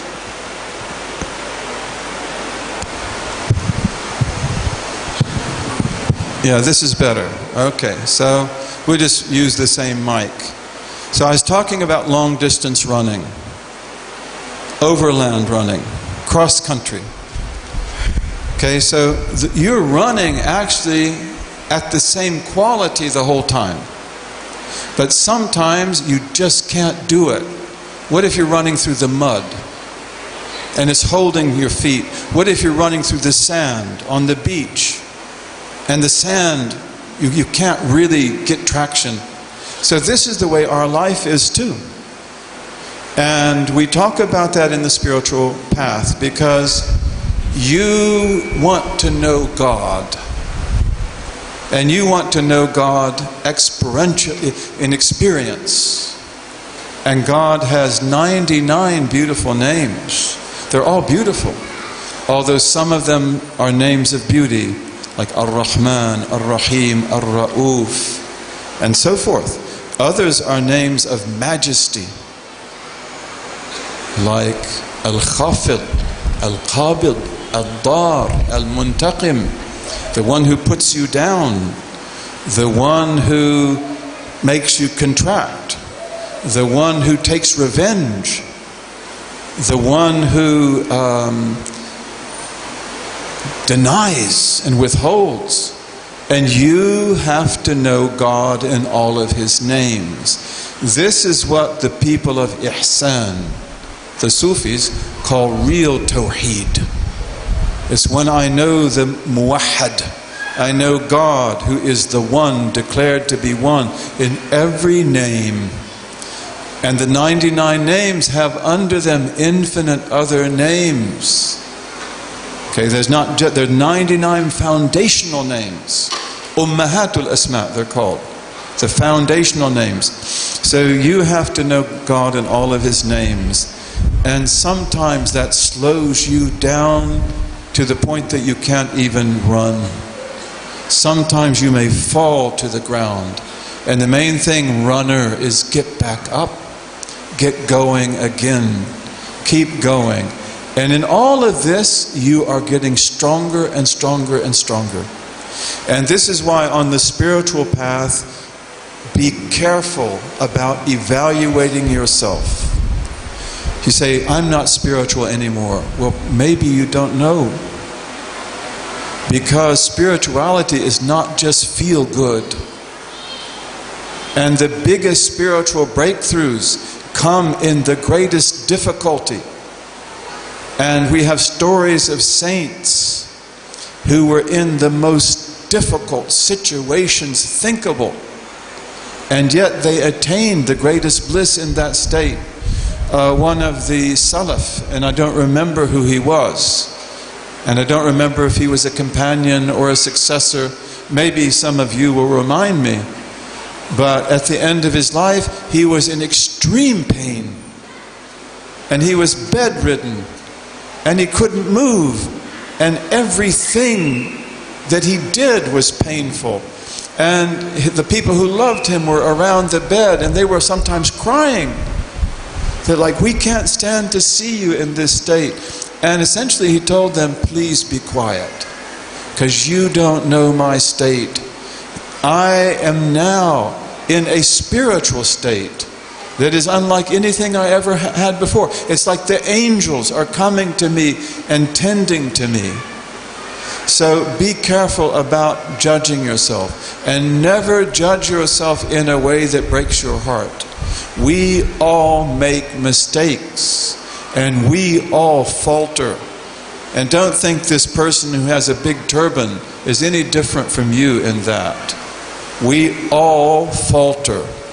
Sometimes that faltering may go on for 5 to 10 years, even though you were sincere and you were devoted and you were doing everything you could do. and then it's just over. You're down, you're out. You begin to think thoughts you never thought before. You begin to think that I'm a hypocrite. I was always a hypocrite. Okay, and we call that fatra. We call it zalla. This is an interval. When God has manifested himself to you in one of those names, like Ad-Dar, the causer of harm. Al-Mudil, which is not one of the 99, but it is regarded to be one of his names. The one who leads astray. Okay, you need to know him in that name too, so that you know him in all of his names. And so in the end, you will be like a mountain. The awliya are mountains. They don't need anchors. Mountains don't need anchors, but that's because they've gone through all of these different tests. And this is why your spiritual guide, I remember, I've been through times like that. People who know me, they know a little bit about that. I remember I had a great sheikh, whose name was Shadli. He's still alive. Shadli is one of the great sheikhs of the Yemen. Many of you know about him. The Ba'alawis will know about him. He's the one who has special dua for coffee. Okay? And this man's name is Shadli. He's from Ahlul Bayt. He's from Eritrea, from East Africa. His name is Shatrab, Muhammad Umar. But he was an amazing man. And I knew him, I've known him now for years. But I remember I came to him at a time when I was really down. And I even told him that, it's like I've always been a hypocrite. And he looked at me and he laughed. And he said, you didn't create yourself. You didn't create yourself. And again, it's like, this is okay. And in fact, when you come out of that, then gifts are given to you that you maybe would have never been able to get before. So keep running, brother and sister. Stay in the marathon, even if you have to walk, even if you have to crawl in the end. Jazakumullah khairan. I realize the program has overrun a bit. If you don't mind, can we just extend it till about 12:30? Inshallah, we could benefit more from Shah. The next question is, Assalam, Doctor. You said that we have to recognize the good and the bad and to advocate for it. Especially in times now, the line between the good and the bad has become blurry. Some done by Muslims themselves. How do we overcome this? How do we stick to the roots of the religion with all the misunderstanding around us? That's a really good question. This is the time of the blurring. You're right. This is the time of the blurring. The heart has diseases. And those diseases go back to one of two things. The first of them is shubuhat. Shubuhat. And shubuhat are fallacies. But like all fallacies, they appear to be true. In Arabic we call them mughalata. They are things that will make you make a mistake because they look true. Okay, so this is why and the other thing which causes the heart diseases are shahawat. They are passions of anger and appetite and delusion that overpower our hearts. They're actually easier to deal with than the fallacies. And the Dajjal is the master of fallacy. This is his weapon. That's why his test is so severe. And this is why the companions feared it. Because he's got false arguments that will turn you upside down. Does it sound similar to Dawkins and Hawking and other things today? That's Antichrist. That's the work of the Antichrist. Shubuhat, one after another. So one of the main duties of the ulama is to spell out the shubuhat. And, for example, we believe in Tawheed. We believe in the oneness of God. And we never compromise on that 1 inch. And the Sufis are the people of Tawheed. Absolutely. Okay, so we're serious about that. We study that. We know how to define it. We know where it begins and where it ends. And this is very important. But you have other people who are people of shubuhat. So they will say, for example, that if you intercede, you do intercession, tashaffu' or tawassul, that this is shirk. Okay, so they're confusing the realities of Tawheed with the realities of Wilaya. Those are two completely different things. The awliya have hierarchies, and the awliya have different positions. And tashaffu', which is intercession, it comes from the word shafa', which means even number. So I am witr, I'm one by myself. But with my brother Al-Haddad, I'm shafa'. We become two, we become partners. And this is why on the spiritual path, you want partners. Al-Habib Ahmed Mashur Al-Haddad, who was one of my teachers, as our wonderful brother pointed out, he used to say, there are people that God looks at directly. They will melt. I have no proof for this soul. When did I ever worship God the way He is supposed to be worshipped? Never. When did I ever praise Him or glorify Him or serve Him the way He deserves? Never. If I have to account for myself, I will be destroyed. That's the reality I know about me that you don't know because you don't know me, and you have a good opinion of me because I have a turban, right?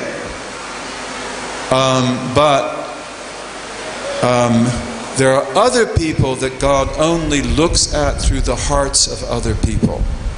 And we mean here especially the awliya. So you want to be in their hearts. And if you get in their hearts, they'll never let you go. This is one of their characteristics. And you have to believe with the awliya that you are always number one. You're not number two. You're number one. Because that's the way it was with the Prophet. That's the way it was with Habib Ahmed Mashur. Everyone who came through his door was number one, even if they were criminals. Even if they were people of horrible deviation. He would treat them like kings. And he would bring them to the truth. Okay, so tashaffu' is finding a partner. Someone you can stand with. That like if I go before the court, I want to have a lawyer stand by my side who can defend me, right? That's tashaffu'. That is intercession. It's the same word in Arabic. And, so they confuse these things. Although the Blessed Messenger said, I do not fear for you, in a Sahih Hadith, I do not fear for you that you will ever do shirk. He said that. I have no fear that you will ever do shirk. Muslims do some crazy things, they do. And some of the things done at the graves of the awliya are repulsive, in some countries in particular. And I've seen things there that I wish I'd never seen. Not in all countries, in some countries. And in that particular country, I'm actually thinking right now of the beautiful country of India. And I've been to places in India that are so incredibly good. And I've been to other places where, like this is not the way it's supposed to be. And if you can go to other countries like Uzbekistan, when I went there, you have an alim at every saint. And he will make sure, and I remember I went to visit Abu Madyan al-Ghawth a long time ago, before all the trouble.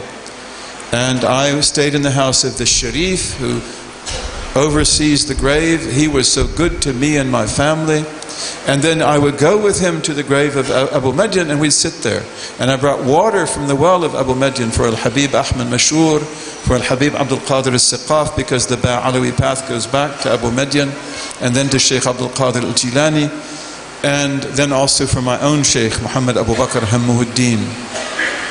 But when he was sitting there, he was a beautiful man. He was a beautiful man. And he just sits there, and people will come in, and sometimes they begin to do things that are not the best adab. And you say, billati, like you know, let's be careful what we do here. Let's do it right. He didn't scream at them or yell at them or say, this is bid'ah. But he would just say, let's not do that. This is the way it should be, because we don't throw out the baby with the bath, but we do want the bath water to be thrown out. But these people confuse these two things, and that's called shubha. And there are other shubuhat as well. You know, you can't make dua after prayer. Everything is bid'ah. Every bid'ah is, everything new under the sun is a bid'ah unless they do it. And you know, you can't use a sibha.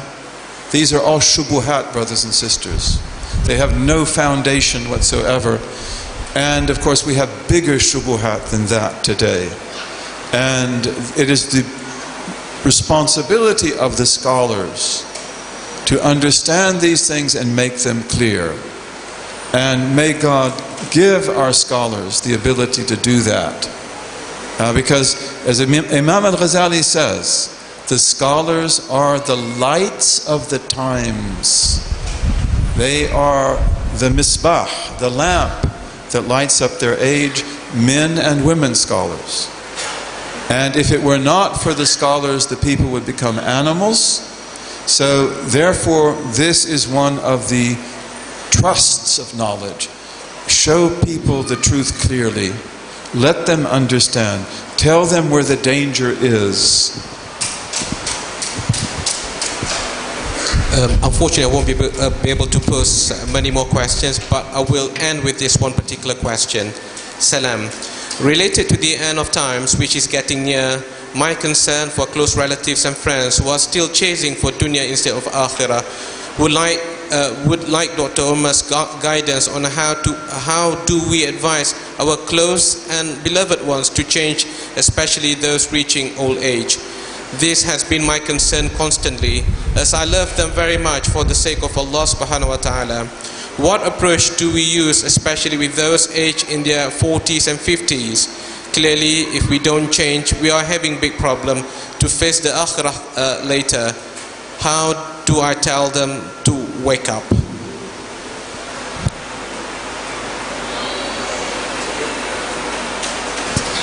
Very good question. You guide people through your beauty. You know, beautiful soul that you are. Let your beauty radiate. Beauty attracts. You may not know how beautiful you are, but you are beautiful. And let that beauty attract. And be good to people. Be loving to people. Be empathetic with people. Don't be condescending. Okay? Have mercy on them. The Prophet ﷺ was sent as a mercy to all the worlds. So you be like that. And your beauty will bring them there. Beauty attracts. Beauty is the splendor of truth. Beauty is the splendor of truth. And you be beautiful. The Prophet said, sallallahu alaihi wasallam, shall I not indicate to you the easiest form of worship and the most compatible to the body? Like the types of worship that are hard. You get up and pray at night, that's not easy, right? But and that's good to do, but there's a type of worship that's really easy. And the body never complains. And what is that? Husnul khuluq, yani as-samtu wa husnul khuluq. Silence, again, thoughtful silence. The silence of your grandmother. The silence of the wise man or the wise woman who knows everything you're up to, you know, but they don't just tell you. They watch and they listen and they think. Silence and good character, which means I have to tell you about my grandmother. You know, my grandmother was so cool. And she tricked me every time. You know, I have a little grandson whose name is Rashid. And he always comes to me to tell me about his problems with his mother and father. And he came into my office one day and he said, Grandpa, he said, I have to talk to you about my father. He always tricks me. He's always tricking me.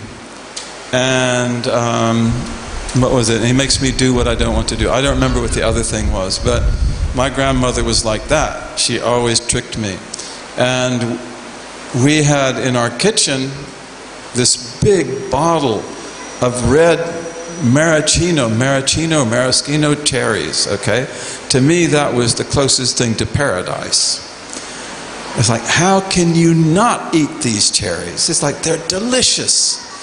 And so, whenever I had a chance, I would go in and sneak a cherry. I know it's a big bottle. Nobody will know. Of course, she knows that the cherries are going down day by day. And so, one day, she'd make me wash dishes with her, which I hated. And she washed the dishes, I dry the dishes. This is a world you probably don't remember. But we didn't have dishwashers. You have to wash the dishes. And she would look out the window. We had a window in front of us. She said, I love to wash dishes. And I look at her like, what? It's like, I'm not going to say anything. But she said, I love to wash dishes. They're so dirty and they become so beautiful. And I thought, I'll work on that one, okay? I'll work on that. But it makes it a little bit easier. But then one day we were washing dishes. We have lots of dish stories. And she said, there's a little boy down the road. He died. And did you hear about him? And of course, for a child, it's like, what? And I said, he did. And she said, yes, the little boy down the road, he died. You know, this is a fiction. It's not a lie, it's a fiction. And she said, he ate too many maraschino cherries. So like, that's it. I didn't know they were poisonous, you know? And it took me 30 years to figure out that wasn't true. 30 years. But the maraschino cherries were safe, okay, from that time on. You take one and that's it. But, we have to be wise, and that's very wise. And she was like that. She will trick you into doing the thing that needs to be done. And you also be like that. Don't approach people head on. Don't lock horns. Love them. Work with them. Find a portal. Find a doorway to their hearts. And be good to them. Shaykh Abdul-Qadir al-Jilani, whom all of us here love, and we are the path of Shaykh Abdul-Qadir al-Jilani, and we love all the paths, the Naqshbandis, the Ba'alawis, the Rifa'is. We love all the paths of God. But he would say, As-salihuna lillah, the upright, the righteous, they are God's. They don't need me. At-talihuna li, the unrighteous are mine. Give me the unrighteous. And in fact, he said, At-talihuna bala'tuhum. He said, the unrighteous, I swallowed them whole. And this is, of course, one of the great blessings of the path. And you look at our great sheikhs, again, since he's been mentioned here before, Al-Habib Ahmed Mashhoor, the most beautiful person I ever knew in my life. But this is the way he was. No one is not righteous enough to come to him. And he brought into this deen, some people would say over 100,000 people. I've got on my cell phone pictures of him in the 1930s when he was a young man, so beautiful. He was always beautiful. But the people he brought into the faith, many of them were idolaters. They didn't even dress. They lived in almost nakedness. And they didn't know about so many things. And he loved them. And he lowered his gaze. And he gave them mercy, and he brought them into the faith. And if we were to talk about other sheikhs of the Ba'alawi tariqah, because they're very gifted in this. I know another one, Habib Umar ibn Abd-Allah, who was from the Comoro Islands, so you know of. He was also so beautiful. But the way he would treat people to bring them into the deen was so beautiful, we could talk for hours about that. So this is the way of the Prophet ﷺ. This is the way of beauty. Let your beauty radiate. And don't expect them to come around in 5 minutes. And again, it is not your purpose to damn them to hell. There are some people, it's like, I just want to give the message, they will disbelieve in it, I've done my duty, they can go to hell. No, that's not what we do. We want to be careful. We want to bring them in little by little. I have a brother who lives in Burkina Faso, which is a beautiful West African country, landlocked. And this man is a saint. Whoa. And there's a tribe there of powerful people who were idolaters. And they didn't want anything to do with Islam. And why? Because other Muslims had gone to them telling them about how wretched they are, how backward they are, how they're all going to hell. So you think they're going to listen to that? It's like, we don't want anything to do with you people. And then he went to them. And for 4 years, every time he'd come back from Azhar, he's a great Azhari scholar, he would bring the chieftain and others beautiful gifts from Cairo. Beautiful gifts. And he gives them the gifts out of love, not out of politics. Out of love. And then the tribe begins to love him. And he didn't give any da'wah. Not one word of da'wah. Just gifts, gifts. And can I help you? Can I help you with this? Can I do this? And then after about 5 years, the chieftain said, we never liked Islam, we never liked Muslims, but you changed that. We now like you, we respect you, we respect what you believe in. Tell us about your religion. And 40 of them became Muslims. And within a short time, the whole tribe became Muslims. So this is beauty, isn't it? And that man is a beautiful man. He is a radiant man, a loving man. And so let your beauty attract them. Be merciful. The Prophet was sent as a mercy, sallallahu alaihi wasallam, to all the world. You be that way too. And don't look down on anyone. There's a great story of a sheikh. I think we have to end now. But there's a great story of a sheikh. Most of you have probably heard this story before. Who's at the end of his life. And he wants to know, who is a good successor for me? So he took his best students and he said, go out and bring me a person who is worse than you. Oh, that's easy.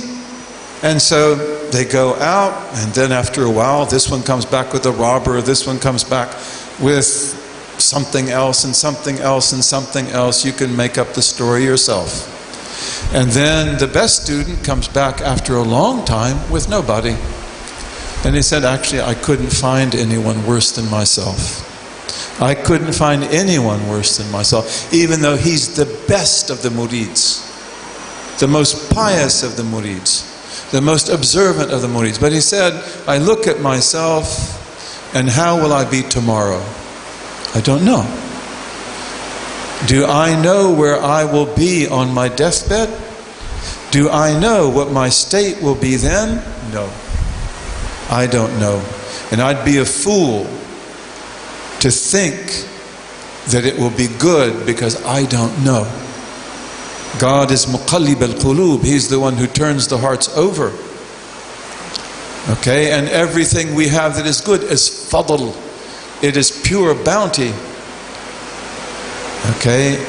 And he said, and then I look at that bad man or that bad woman, and then I think, but maybe they're not that bad. And maybe he or she will become a Muslim tomorrow, next year, the year after that, and will be better than I was. So I'm sorry I can't bring anyone. And he said, then you're the one. you'll be the sheikh. Let's end here. You know, Al-Fudayl ibn Iyad, he is one of the greatest of all. Al-Fudayl ibn Iyad, one of the great Salaf. He was a Robin Hood. He was a robber. And he stole lots of money. He was a good robber. He was a Robin Hood. He would give it to the poor and things like that. He also had romances, and he didn't care, and he'd go into the city at night to see his beloved. That's not good, okay? He didn't care. He's brave. And then one night, when he is going into danger to see his beloved, he hears the voice of the beloved who says, is it not about time that, you know, the hearts submit to God in submission? And that hit him. He said, yes, it is. And he did tawbah, and he set things right, and he gave back whatever he could give back, and he asked people's pardon. He made up for everything he'd done before, and the people loved him, and they forgave him. And then he became one of the greatest awliya who ever was, and he's one of the masters of the path. But one of the things he says is that none of us who reached the knowledge of God, and he's one of them for sure, reached him because of much prayer or much fasting, even though the awliya pray and fast all the time. Habib Ahmad Mashhur was a person that never slept. He always had a book in his hand, and he might drowse off, but he would wake up and read again. My principal sheikh at that time, who was my sheikh for 19 years, he never slept. He would do a khatam of the Quran every 3 days, and he read Durri, Ibn Amr, and he was a beautiful man. They never slept, okay? They pray and they fast. But he said, that's not the secret. The secret is 3 things, and may we have those three things. Salamatu sadr. Salamatu sadr, a sound heart with no jealousy, no rancor, no hatred, no bitterness, no pride. Salamatu sadr. Do you have any enemies? I hope not. May each of us be people who have not a single enemy. Right? We don't need enemies. We need to be the friends of people, the helpers of people, even our enemies. Salamatu sadr. Can you forgive your enemies? That's hard. But if you can do that, that's a big station. Salamatu sadr. And number 2, al-judu bin nafs. Overflowing generosity with your soul. For some people it's hard to give money. And that's because their money's in their heart. You have to have a heart operation. You're not going to do that twice. You want your money to be in your hand. And when it's in your hand, you can give it away. Giving away money is easier. Not easy, but it's easier. Giving of your soul. Giving of your precious time. Giving of your sleep. Giving of your patience. That is not easy. That's al-judu bin nafs. Being generous with your soul. May we be that way. May we be servants who love the people we serve, even though they may not be lovable. This is the path of the Prophet ﷺ. This is the path of Shaykh Abdul Qadir al-Jilani. This is the path of the great awliya. We serve and we love. We love God's creation, even the animals and the plants and the trees. And number 3, an-nushu lil-ummah. Giving sincere, good counsel to the ummah, to the community. And we could say giving good counsel to the world, to all people. Speak to them truthfully. Speak to them sincerely. There's nothing more ugly than to speak to people politically. And I mean that in the sense of, how can I use you? You are the friend of so-and-so? and he is the friend of so-and-so. If you become my friend, I might be appointed to this position, so I'll be good to you. Okay, that's not good, is it? That's not beautiful. That's manipulation, and that's not good counsel. Many of us do it. We have to guard against it. But we want to speak to people where they are, in terms of what they need, not in terms of what we need. So these three, salamatu sadr, having a good heart. And then what? Al-judu bin nafs, being generous, overflowingly generous with your soul, not just with your money. And then giving good, sincere, honest counsel to all people, according to what they need and not what you need. أقول قولي هذا وأستغفر الله لي ولكم. اللهم وفقنا لما تحبه وترضى واجعلنا من عبيدك السعداء وأمتنا على كلمة الهدى. علمنا ما ينفعنا ووفقنا للعمل بما علمتنا به واجعل ما نحن فيه خالصا مخلصا لوجهك الكريم يا رب العالمين. اللهم اجعل تجمعنا هذا تجمعا مرحوما وتفرقنا بعده تفرقا معصوما لا شقيا منا ولا محروما. ربنا آتنا في الدنيا حسنة وفي الآخرة حسنة وقنا عذاب النار. Would you like to get back together? No? Would you like to see each other again?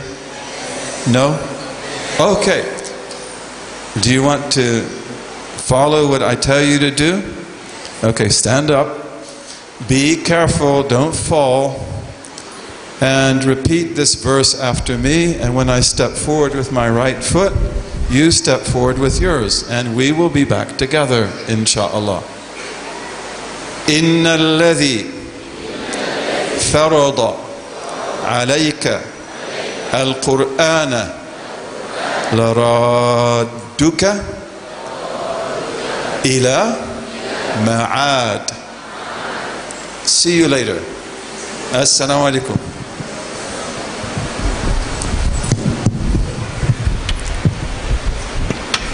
Wa alaikum assalam wa rahmatullahi ta'ala wa barakatuh. Just a final announcement before we end the session. I would like to invite Imam Afroz Ali as a representative of Yayasan Restu and the other groups which has made this event a successful event to present a token of appreciation to Sheikh Umar Faruq bin Abd-Allah.